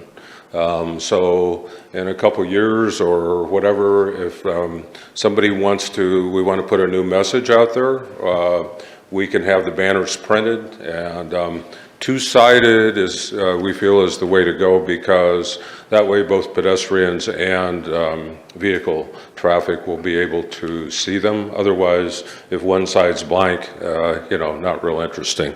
Actually, the cost is only about $1 more per banner to do the second side for the ink.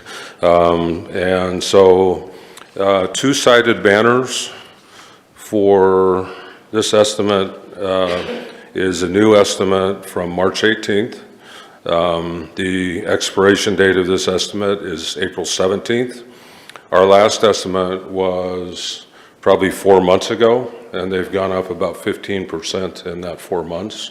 And as we get closer to tourist season, they will most likely continue to go up. But the cost to do that entire district with all the banners, 98 banners, I think we'd be ordering 100, is about $13,900. So I think there's a tremendous amount of bang for the buck there.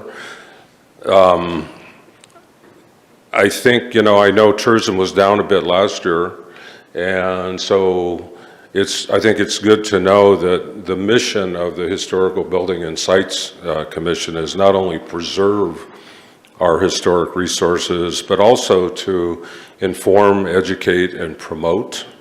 And this is definitely a form of promotion. It will be something that I think, you know, I think I saw a while back that one of the council's goals is building community pride. And I think this type of effort does that. It also tells people, locals and tourists alike, that this is a friendly, welcoming town, and encourages them to pull over, get out of their car, walk around, see how friendly the merchants are. Grants Pass is known for that. And that, a lot of people, I can tell you, after having a retail business on 6th Street for 35 years, I can tell you that a lot of people move here because their first impression is almost always downtown. And then they like it so much, they stay a night or two, they come back, they explore the river, and it's amazing how many of them end up moving here afterwards and coming back and visiting and saying it was because we loved the downtown and the river. So it's a very welcoming kind of a feeling, and we like the image. We hope you do too, but we want to help promote tourism, which again is part of our mission, by welcoming everyone and hopefully getting them to stop and see. I see Arden, the vice chair of the HBSC, is also here today. Thanks for coming, Arden. Questions? Questions? Rick? Thank you, Warren. I think you already stated, but on the 98 banners, then what would be the density, like one every block, or? Well, we work with staff to go out and kind of count the poles within the historic district area. They'll be more highly concentrated where at the entrances, like say on 7th Street, for example, like the streets where people are going to turn into the historic district on those corners. G and H streets, you know, there would be more of them. They'll be mounted to the light poles, the historic light poles. On every single pole? I don't know that it's every single pole, but it's, see what we got here. So it looks like 78 of the double banners per pole, and then 19 of the single banners. Some of the poles, because they already have some other existing hardware on them, they can't take these. But I mean, with that many banners, it's really good coverage. Okay. Really good coverage. I mean, we could do every pole, and I mean, it would boost the cost somewhat, but it's we felt it was good coverage. I guess I could see, I like the, you know, design. I think it's a real advantage, but I guess I could see it being placed in such a location it wouldn't be overdone. So I don't know what that would look like if it's every other block or so forth. But that's just no. I think every block has some banners, and like I said, staff went out and we basically talked about parameters and locations and so forth, and then they actually went out physically and looked at poles, and so I mean we can always expand them, but and we could even now if that, you know, if you decide let's put them on every pole, you know, we could do that. Yeah. Okay. Thank you. Vanessa, then DJ. What's the time of production for the banners? How long will it take? What's the what? I'm sorry. The time of production, how long will it take? Time of production, apparently it's about a month. So we could, you know, hopefully the whole idea was to get them up for this tourist season. Thank you. DJ? Got a couple questions. As far as ballpark cost for the banners, what did you say that would be? So the total with the hardware is $13,900, and that's a very recent estimate. Like I said, nearly 2/3 of that is the hardware, which is just a one-time buy. So the flags are like, the banners are super reasonable. And they're 18 by 24. And the proposal for that would be every block in the historic district? What's that? Every block in the historic district is the current proposal? I'm almost sure that we have them on every block in the historic district. Sure. Yeah. Okay, so question about funding sources. I guess I'll go from number one.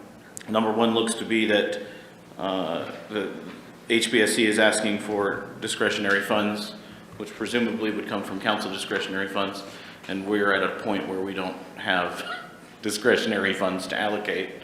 But number two, given signage, I can see a relationship to tourism. And so the general question would be, is this an appropriate use of TLT dollars? I believe so. I mean, I know what the definition is, and I've, you know, talked with both the city manager and our finance director. They both feel that welcoming, things that welcome tourists are, you know, eligible as tourist promotion. I absolutely believe they are. I also have a long, extensive background in advertising and promotion and marketing, which I worked in for many years in various media. And I also know that, you know, basically these are little billboards, you know, advertising our town.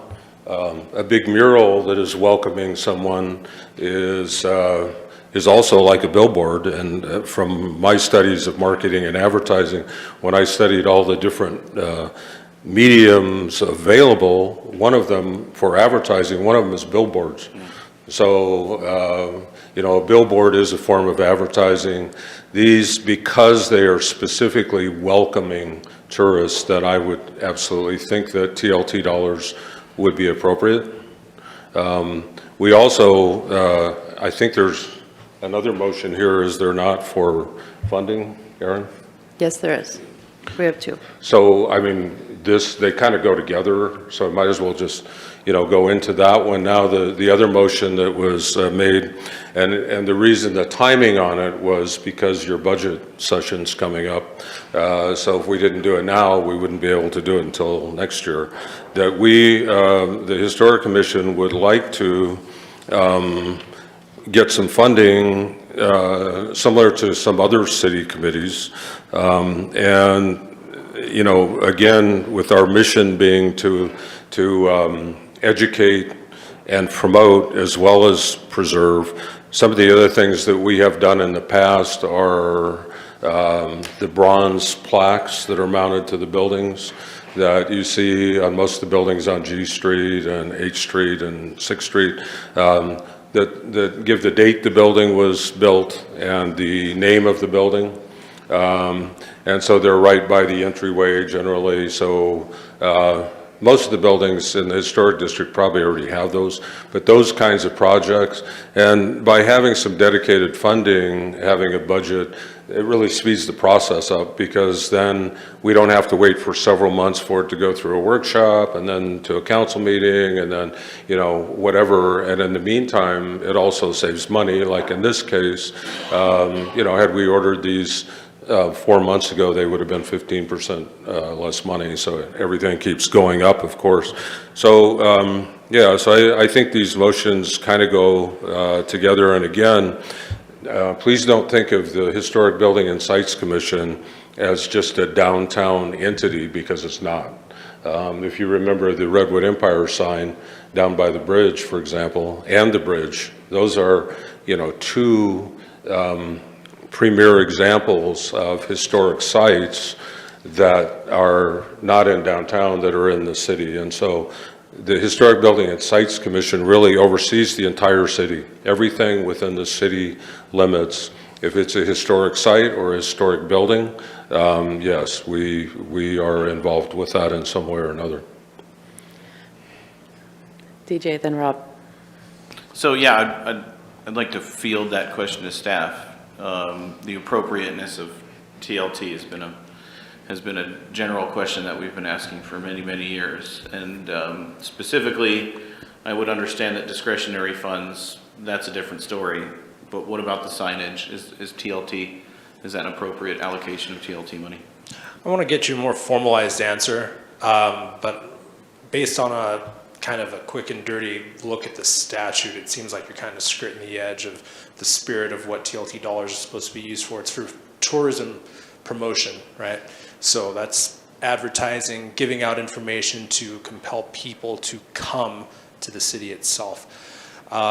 This is kind of different in form from like murals, for example, right? People go to a mural, they take a picture in front of a mural, they tag their friends, and that might induce other people to come.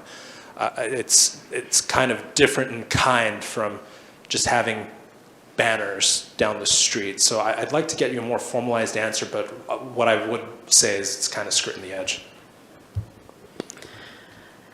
Yeah, I'd like us to also keep in mind this is obviously, it's still kind of uncharted territory on how we're going to handle these things, but the idea today is to present the motions and not to get into a full-blown workshop on these particular items.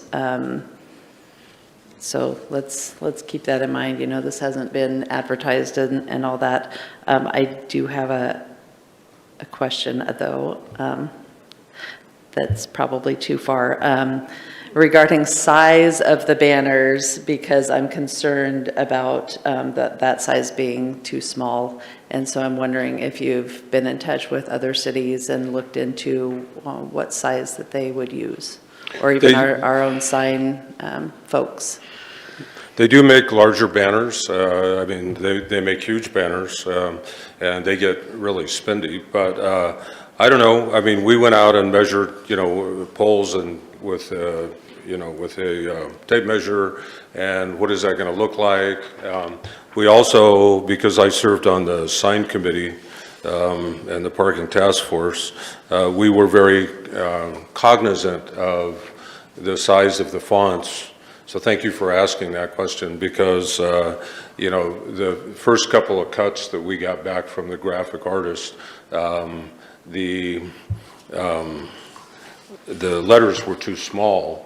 And so I actually had the graphic designer calculate how big would they be once they're printed on the banner, and they would have been like 1.5 inches. And so I know from, listening to ODOT regulations and, our signs within the city here, that we had a long discussion about that, and some new signs have been made to make those fonts bigger. And so actually, at the bottom of that, the historic district, those letters should be 3 inches high. And so 3 inches is a good standard for being visible to vehicular traffic. So I think we could make them bigger, but I think that's a common size. And I think because they are so bright and colorful, I think they'll really stand out. Rob? Oh, okay. Oh, okay. Yeah. He said it's 18 by 24 was the size that you had the quote for? That's the bid that we got, the date of the bid was March 18th, and the expiration date was April 17th. Okay. So I was talking about the size. Is it size? It's not written down. Yeah, just looking at that poster artwork that's just to the left of the door back there, I would estimate to be 18 by 24, just to give you all a point of reference. And I know that when we ordered signs in Yakima, and they were probably on much higher poles, but they were like 5 or 6 feet tall. So, and I am a graphic designer, and I'm just concerned about that size. Well, if somebody else, wants to take a look at that, as far as making them larger, we can definitely do that. The only thing is if we're going to get them up for this tourist season, so I'm not sure. Yeah, but if somebody else wants to measure a pole and see what that looks like, but hopefully it won't delay it for this season. Okay, any additional questions at the moment? All right, Rob had a comment. Yeah, a few comments. Thanks, Ward, coming. First, I appreciate you providing the pictures of the other, what these banners would look like on a light pole. I tend to agree with Sarah that my guess is the ones on the light poles are probably larger than 18 by 24. So I'm just not sure of 18, even though they would be on every block, 18 by 24 might not be large enough. I think this artwork would deserve a little bit bigger space on top of a pole. I'd like to also just point out, I know that most of the council have probably heard Ward say it a million times, and I remember from my time on the Historic Commission that ODOT has called historic districts the third most popular reason why people pull off the freeway beyond food and fuel. So clearly, historic districts are a real tourism draw, and I think that these will really embellish the district and jazz them up a bit. I do like the concept of the brighter colors. It's not just two simple colors where a lot of historic districts would stick with. I think they're really attractive, but I can see them on the historic poles as being really valuable to tourism and people wanting to come back and word of mouth and all that. But I also would share Sarah's concern that I just wonder if they're smaller than, they deserve to be larger, is I guess what I would say. Can I just address that? I mean, well, I think for if the you'd like, purpose- since you brought it up, I'd like to Hang on. Okay. For the purpose of this discussion, what I really want us to focus on, and I'm sorry that I probably went too far in the size comment, but we need to schedule this for something else if we're interested in continuing this conversation. So we do have 2 requests from HBSC, and one is for a budget that they would have some control over, and then the other is to take action on these welcome banners. So I guess the conversation I'd like you to have is about whether you have an interest in doing either of those 2 things, and then we will get them on an agenda ASAP if you do. Joel, Dwayne, Rick. So yeah, I do have an interest in having both of them go forward. The question on the second request and second motion is a policy question. And we've done it piecemeal, and I'm not sure we made a good decision policy-wise, because every committee has something they offer. The art committee has a budget where they can invest in the community in the future. And so then the policy question becomes, if they have one, should the Historic Commission have one? Should the Parks have one? Should the Tree Committee have one? Because all of them can make a good case for what they're doing. And I think we need to address that policy question with that second subject. To say, that the Historic Commission's mission of preservation, education, and its integration with the rest of the town's economic future, I mean, that's all true. The art committee and what they said was all true. What the tree committee says is all true. So what is our policy? What I don't want to have happen is one committee gets funded just because there's a certain politics or whatever that would do that at the expense of another committee, whether it's the Historic Commission or whether it's the Parks Committee or whether it's the COPA. So I do think we need that discussion at a council meeting. And then the other thing, I think the banners need to be brought forward as well. Dwayne? I just wanted to make a comment about both these and how I feel about them. This is beautiful and I like it. I wish it would be bigger. But if it's not going to come from the tourism dollars, then I'm not going to support it. I'm going to go back to the funding again. Here we are, another $35,000. It just keeps adding up again. And I'm going to go back to our budget. We need to fix our budget. We need to police and fire, I think, are more important than a sign. So it's hard for me to support something that's really beautiful and I think would do really good things, but I can't put this over a lot of other things at this time, even though I really like it and I think it would do great things. So that's just kind of how I feel about it right now until we get everything in order in our house. I wouldn't run my house like this or my business, so I feel this is not a no for me unless we have tourism dollars or something, or even this $35,000 a definite no for me. So. Rick? I guess I look forward to additional discussion on this. I think it could be a good idea. And what I would like to see is the sign portrayed to size.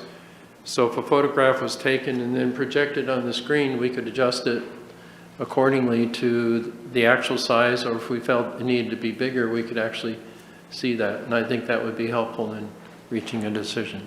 Thank you. Vanessa? I support bringing both motions to a workshop. Okay. Sounds like we have enough interest that we will add both things to a future workshop. And Mayor, yes. just staying on the motion topic thing, I'm trying to be as efficient as possible. The first item, the committee, I think it's COPA, to save us time and resources in making a resolution or something to be put into a packet for future business meeting. This is something that is well below any authority from a purchase requirement standpoint. It's budgeted dollars. They're just providing you with information on where they're putting their next items. If we could just have maybe a motion saying that you approve that, we can move on with that. Or if you'd like, we could still develop and create the documents associated with the business meeting packet. Yeah. Sure, I was waiting for the moment when we'd dissolve our process here, but go ahead, Val. So you're just talking about the COPA one, correct? That's the one that you're talking about. And if that's the case, I'll make a motion approving the locations for the utility art boxes. All right, is there a second? DJ, any discussion on the motion? All right, Val, you made the motion to approve the locations for the art boxes. How do you vote? Yes. Rob? Yes. Vanessa? Yes. DJ? Yes. Rick? Yes. Dwayne? Yes. And Joel? Yes. Motion passes 7-0. All right. Agenda review. So we have talked about today adding the HBSC budget request and downtown art banners to a future agenda. Our next workshop is scheduled for Monday, April 3rd, so it's a little ways out because of spring break. We are scheduled to interview budget committee candidates, talk about the Allenwood Residential Development Project, and public safety funding. I would say on that public safety funding, it is essential for you to get any request to staff about any additional information you need or direction you'd like to head, so that we can have these meetings be as efficient as possible. We have an April 5th business meeting. Right now it's scheduled to have a public hearing on a comprehensive plan map and zone map amendment related to U-Haul. A property hearing for a property line vacation that would be at 1439 and 1445 Northwest Washington Avenue, and a right-of-way vacation on K Street, and then appointing budget committee members and urban tree advisory committee members. And then an Arbor Day celebration coming up on April 17th, as well as a workshop that day. Joel? So Arden wanted to say something. I'm not sure it's within the order. It was probably a past topic and may not fit within our rules, but I'd ask you to rule on that. She had that request, and I'm not sure. We don't normally have public comment that's at right. workshops. Do you know what the topic is? Yeah, that's right. That's right. Well, we don't have public comment during workshops. So do you know what the topic is, Joel? So Arden, what you can do is send us an email, and we'll make sure and get it out, because we don't have public comment during these meetings. Sorry, And Arden, I appreciate know you you've been being here. sitting Did you a want to long speak on time, behalf of but the Historic Commission? once we start, stop, okay? Once we start breaking our rules, then we have no control over our rules. I'm sorry. Like, I know that I hate to make you sit there all day and not talk, but we don't allow public comment at workshops, so, DJ? So public safety, on April 3rd, we received a letter from the Chamber of Commerce. They've had a meeting about that. They've proposed some questions. I would like that document and the Chamber of Commerce involvement being part and parcel of the conversation. A lot of work has gone into that, opening up that conversation. We should be thankful for their input, and I think we need to involve them in the process and discussion.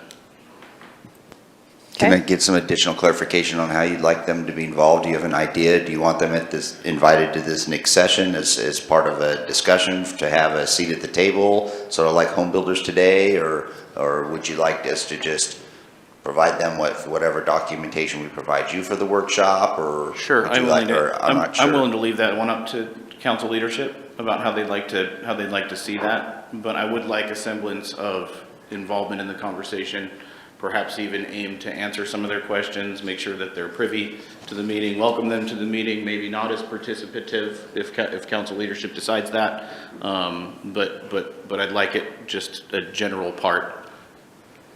Yeah, and I appreciate that. I was also in receipt of that letter and am hesitant to answer specifically a number of their questions, because a number of their questions would be out in front of council, and I'd be doing research or whatever, or I don't have the information. And I think at this point, we can maybe provide some kind of general response that is what you're saying here. You're invited to, be cognizant and aware of the meetings and be at the workshops or whatever. But a lot of the questions they had really are pertaining to questions that council has had, and I'm looking for direction from council on where to go with some of those items. Well, having it being a part of the conversation in that, hey guys, here are some questions from your community, to try to narrow this conversation into answering questions for our community, having that feedback. I'm not at this point advocating that it be a part of it. Let's focus on answering these questions, but I want it to feel that as if we are participating in a conversation with our constituency about public safety.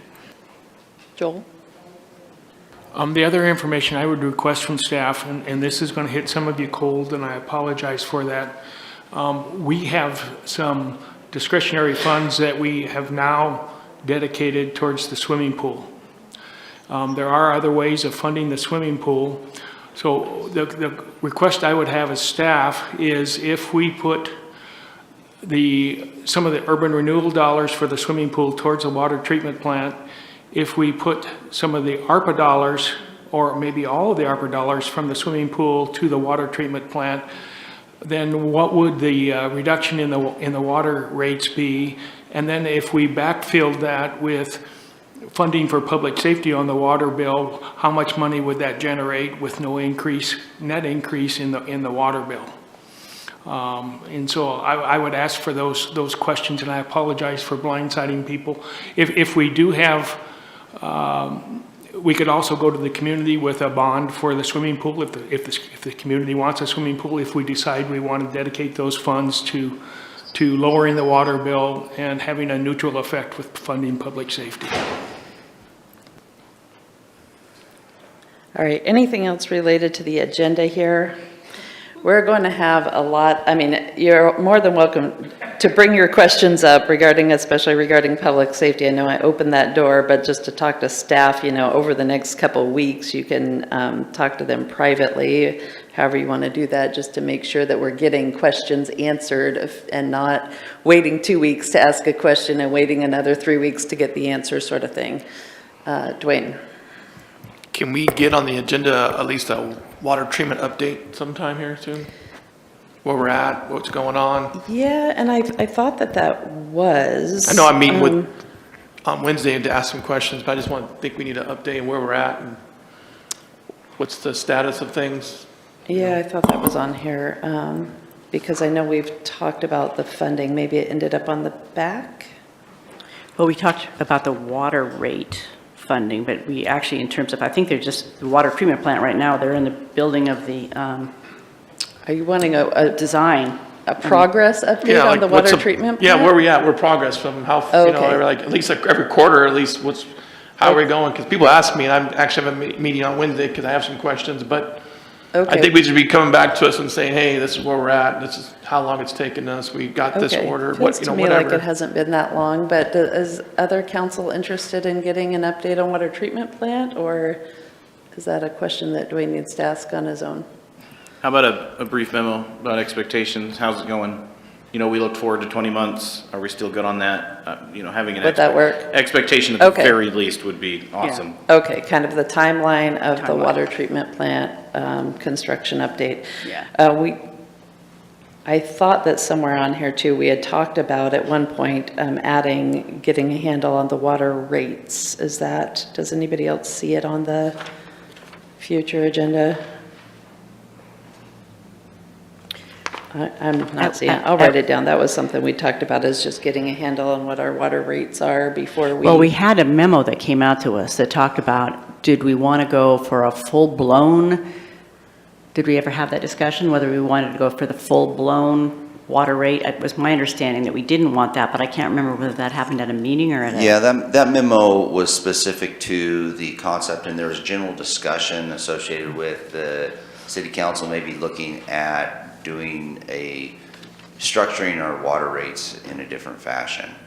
And that cost would be about $80,000. And I believe what we got is that we were putting a hold on that. Is that correct, Mayor? I think so, unless council requested it, but that wasn't what I was thinking of. I was thinking that council had requested not a discussion about changing the way we do water rates, but just getting a background information on what the water rates, how they're projected to be affected by the water treatment plant before we make any decisions about public safety. Was that covered by a previous memo? That was not. We've talked about that. We can, in essence, the short version is at this point in time, we don't have a number to give you any assurances or surety for you considering a utility rate for public safety, and then the association of an increase in water rates to accommodate the potential additional resources required to make it happen. So I've talked to Jason about this. We've looked into and worked with some of our consultants on what that rate might be. And we could try to put something together for you, but it will have very little assurance on what it might be. And it could be a range from, and we'll get you something, but it's going to be a range of possibilities.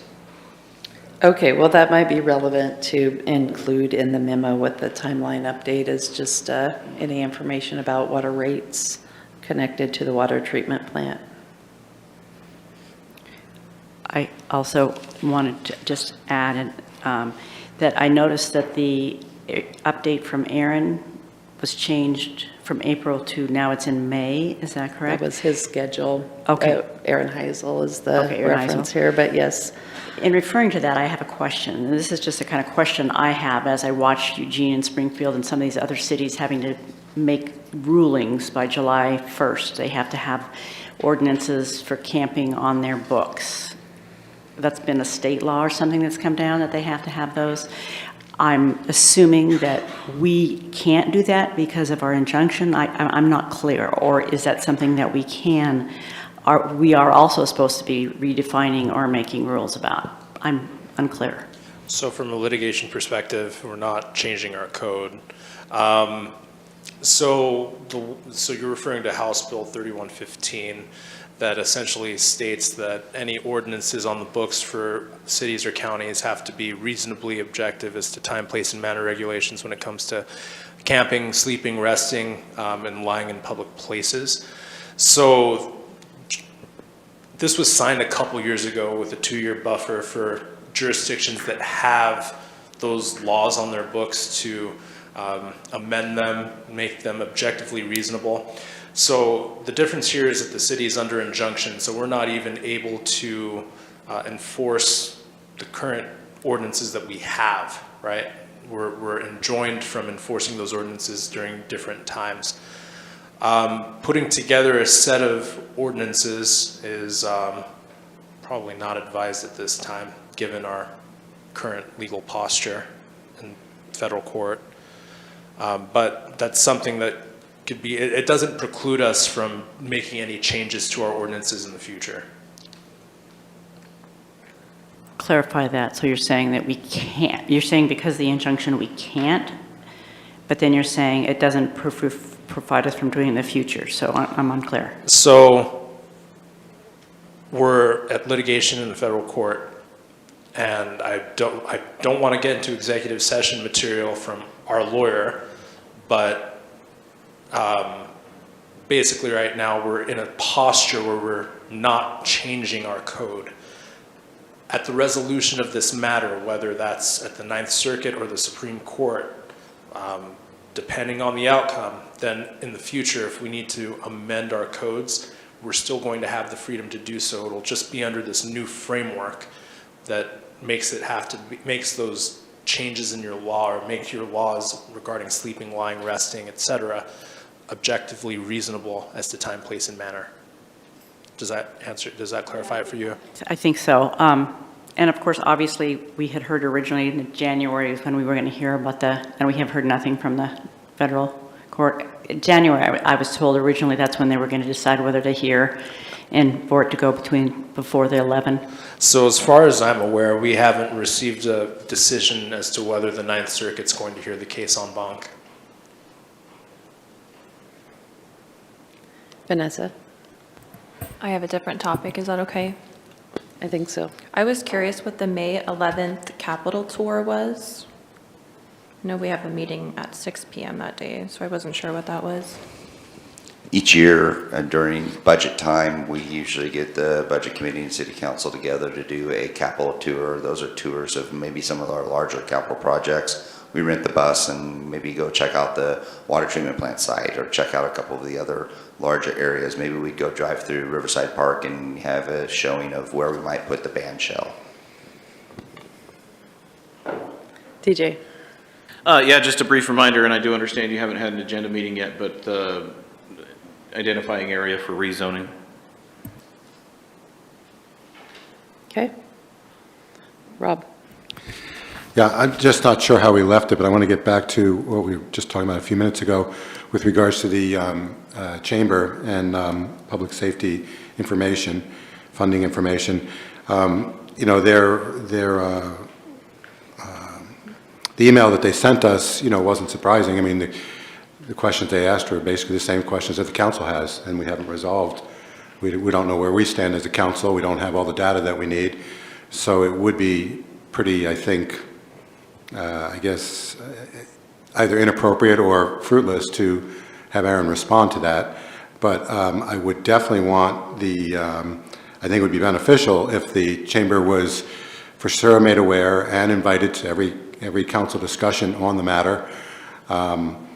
You know, quite frankly, when we had the meeting at the Hive with the chamber, they didn't ask any questions that council didn't ask. I mean, it's predictable. We all have the same basic questions and concerns. So I think it's just a more efficient use of our time if chamber wants to be here when we're discussing these matters and getting information from staff, that would be appropriate. Also, if they, I think, you know, there should, of course, there already is, but a good back and forth with any emails, anything that council gets on regards to public safety. Hopefully we could just forward the same thing to Josie so she's completely up to speed and has the opportunity to bring them up to speed on everything that we're hearing and any information we're getting. So I like to keep them as up to speed as the council is, but to single them out and respond to them individually before council even has all of our questions, let alone our answers, I just, you know, it's just not going to be productive. I guess my understanding of the request was just to try to answer those questions that they presented at the April 3rd workshop, but not necessarily ahead of time.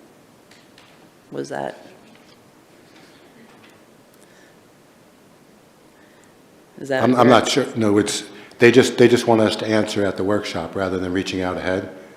Well, I guess that was my understanding of what DJ had requested, is just that at the April 3rd workshop, we would, you know, try to answer as best as we can the questions that were presented by the chamber, and to also make them, you know, invite them to attend that meeting. But I don't know that he was even asking for them to participate in the meeting. So as far as participation goes, leave that up to council leadership and management of the meeting. The purpose of this is to keep them involved in the conversation, invite them to the meeting, maybe not participate. It's up to you. And then just to answer Rob, I have no expectation for Aaron to get out ahead and attempt to answer those questions, because we don't have the answers to those yet. Okay. Yeah. I think he was asking, I think he asked that, should he respond? And I think he even answered his own question that he would have been out ahead because we had nothing to tell him, right? Or not enough yet. So, yeah, the April 3rd, I guess, makes sense. Whether they participate or not, I don't feel that they have, they're not experts in that area. I think after they hear our April 3rd workshop, there may be some questions that they then have from an more educated perspective, but they're not experts in that area. They wouldn't be offering the council expert testimony, so I don't really see them participating at that time. Val? I do know that in January, I think it was January 9th or 11th, we did have a meeting that talked a little bit about what the rates might be if we kept the levy the same, you know, or if we, if we kept the levy. There were there was some information given to us at that particular meeting. So I always wondered why, in a sense, since we were kind of given that, I don't know, that was just tentative or whatever, or whether that was not provided to them because we had been already provided that information, because it was kind of my understanding that that's kind of they wanted kind of a gauge, like we had kind of wanted, as to what does that look like. And I know I have the document at home that has that information on it, and I didn't know whether we could give it to them or not, so just curious. So we provided them with all the information that you had. Of course, you got it first, weeks in advance, but we did provide them with the memo that we provided you, along with the presentation. And as you may recall, there was that memo that was very thick in information with regards to potential rates, looking at utility fee, et cetera. They did have all that information. And just to piggyback on what Aaron just said too, as far as getting out in front of council, there's several different options with those estimations. And so the nexus of service and how that rate structure is really changes what that information looks like. So council hasn't necessarily decided what rate structure, so there isn't really a number to give the chamber as of yet. Yeah, I think that memo that Aaron just mentioned, I know we get a lot of memos and they're easy to miss, so I want to say it's dated February 23rd. I've actually found it to be the most helpful document as far as being comprehensive, but I have the packet, the printed out version of it, but yeah, that's a good reference. And then that information from the workshop was, at a public meeting, so anybody is welcome to watch the meeting online. As well, there's nothing, we haven't had any private discussions about this, so it's all out there. Okay, I think we have a lot on our plate, with public safety in general, and obviously we have a bunch of downtown things in particular that are coming up quick so that we can take care of, some parklets and things hopefully before the summer season, but thank you all from refraining to add a lot of additional items, because the more time we spend on other items at workshops, the less time we will have to tackle some of those bigger questions. Sarah? Yeah. I did have one other thing, and it actually came up at our last meeting. It's something to think about, is that the swim pool this season, are we going to even think about opening it this season, or is that, because here it is, it's almost April, and that usually opens in June, so are we just not opening? Is that, or what, where are we on that? Yeah, staff met with YMCA just last week to kind of gauge where they're at with their lifeguards. That's probably the number one issue. It sounds like at this point they are expecting to be able to have enough lifeguards. So the plan is to proceed and open up this year. I don't have the exact date for you, but it's normally, around that 10 to 12 June as far as opening. And there is money, I'm just trying to think of money in our budget for that then? There is. Okay, thank you. Yep. Before we adjourn, I did say early on, if you wanted to have any sort of discussion about the housing and homelessness item, we would save it for the end. So does anybody have anything on that line they wanted to discuss before we go? Val? Well, as I said before they came in, I just think that they need to be invited to a workshop when we're having other nonprofits there to talk about the future of putting forth a plan. That's the meeting that they need to be at. So that's my thought, and I think this week we have one with, I think it's options, and on that morning on Thursday morning. So I was just going to suggest that maybe they be invited to that as well. That the chamber be invited to that? All Care. All Care. Oh, All Care. Who's here Okay. today, the All right. homelessness people. I think they were also invited to the last one we had. They just weren't able to make it that day.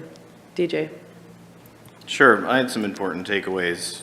Mental health and drug rehabilitation are paramount, I think, to this issue. I found it interesting that they mentioned that urban campgrounds and shelters are the most ineffective tool that they have found. Shown in Jackson County, they're reevaluating their entire methodology, so they've went down that road. And it seems to me that housing is the most important thing. We need more houses. We've been building 20,000 and we've been needing more than that, and we need to play catch up. And I cannot overstate this. Available buildable lands inventory is the most important hurdle to overcome if we want to see housing happen. It's if you build it, they will come, but it's just a step before that. We need available buildable lands inventory, rezoning, transfers, those kind of different things, and creating those available lands through infrastructure or actual tax lots is the number one hurdle that we have to realize and we have to overcome. It's not just this community, it's the entire state of Oregon. I can say that that is the biggest issue. Well, there's a couple communities. Bend, they have a wealth of land and a super strong economy, and they're doing great on this front. But I'd say that they are somewhat of an outlier in the state. And I would even say that this community is particularly susceptible to its lack of available buildable lands inventory. It's paramount for this issue to do whatever council can to increase that inventory. Rob?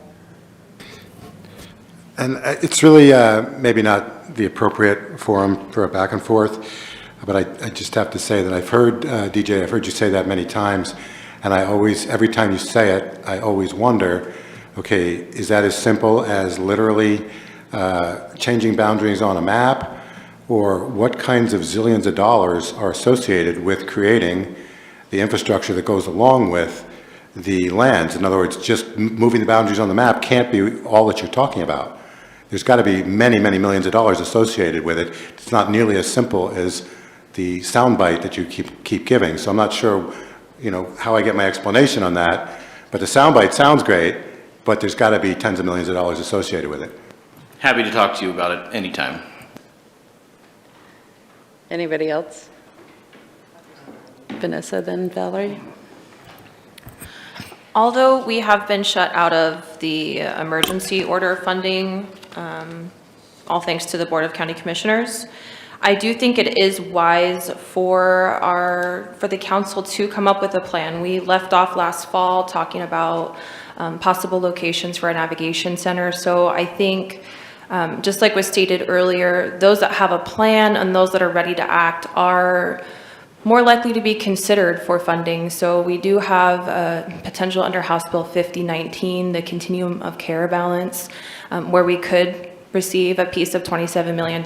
So I think it would behoove us to come up with a plan and work with All Care as the partner that they'd like to be. If any other nonprofits want to step up, I mean, of course, to hear from them also, but in response to what might be coming down the pipe for us and also the new tools that they have at their disposal, I think it would be wise for us to rejuvenate the discussions that kind of just went stale. Valerie? Actually, I don't think those have gone stale. I know that we've had meetings. We had a meeting, oh gosh, about a month ago. We had a meeting with, several people were supposed to be there. UCAN couldn't show up because it was the same day they had the shooting up in Roseburg. So they were at the table, but they couldn't show. All Care was at the meeting, we were at the meeting, and so at that point we canceled, and we are meeting on this coming Thursday at 9:30, and for that very reason, and that's why I said make sure that All Care is at that meeting too, because that's kind of what the plan is to try to kind of talk to those nonprofits to see what is a possibility of a plan. So it is kind of working. I think it's just one of those things that if you opened up wide open and did it in a public meeting, it'd be a zoo, but there is kind of behind the scenes working with some of those nonprofits to see what they can come to the table with. So it's it is happening. To clarify, what I mean is council's discussions have become stale. We gave direction last fall. We had some questions about some properties that we haven't revisited. So I mean our conversations here. Rob?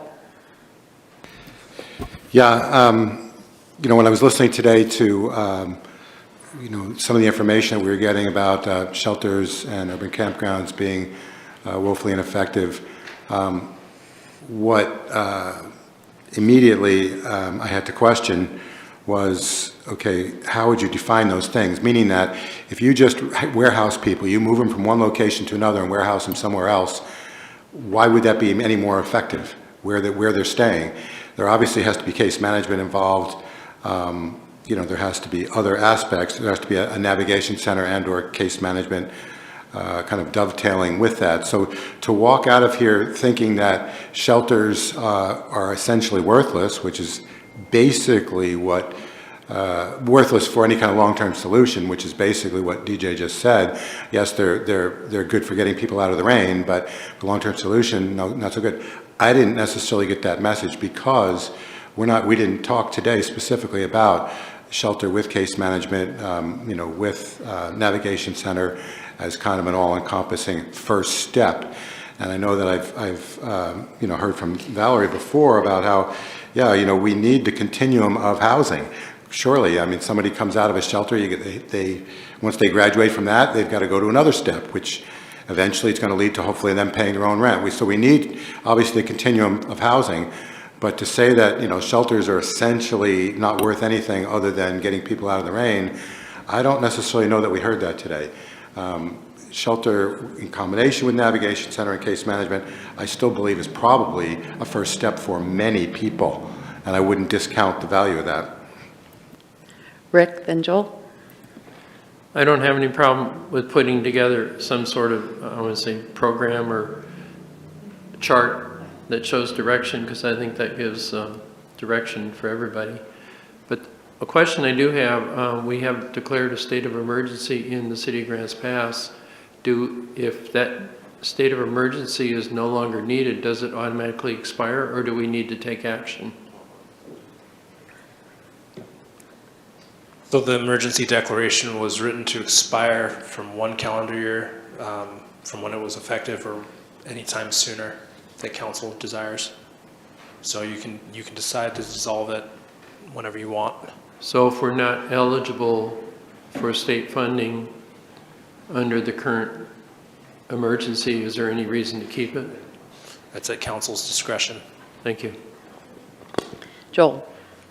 Well, the other misconception, I don't know if it's a misconception, case management is presently occurring. All Care does that with their All Care Medicaid patients. The open card Medicaid patients, they have care management. It's through their primary care physician. And actually they're funded pretty good to do that through Medicare and Medicaid, and it's actually expanded to the Medicare population as well.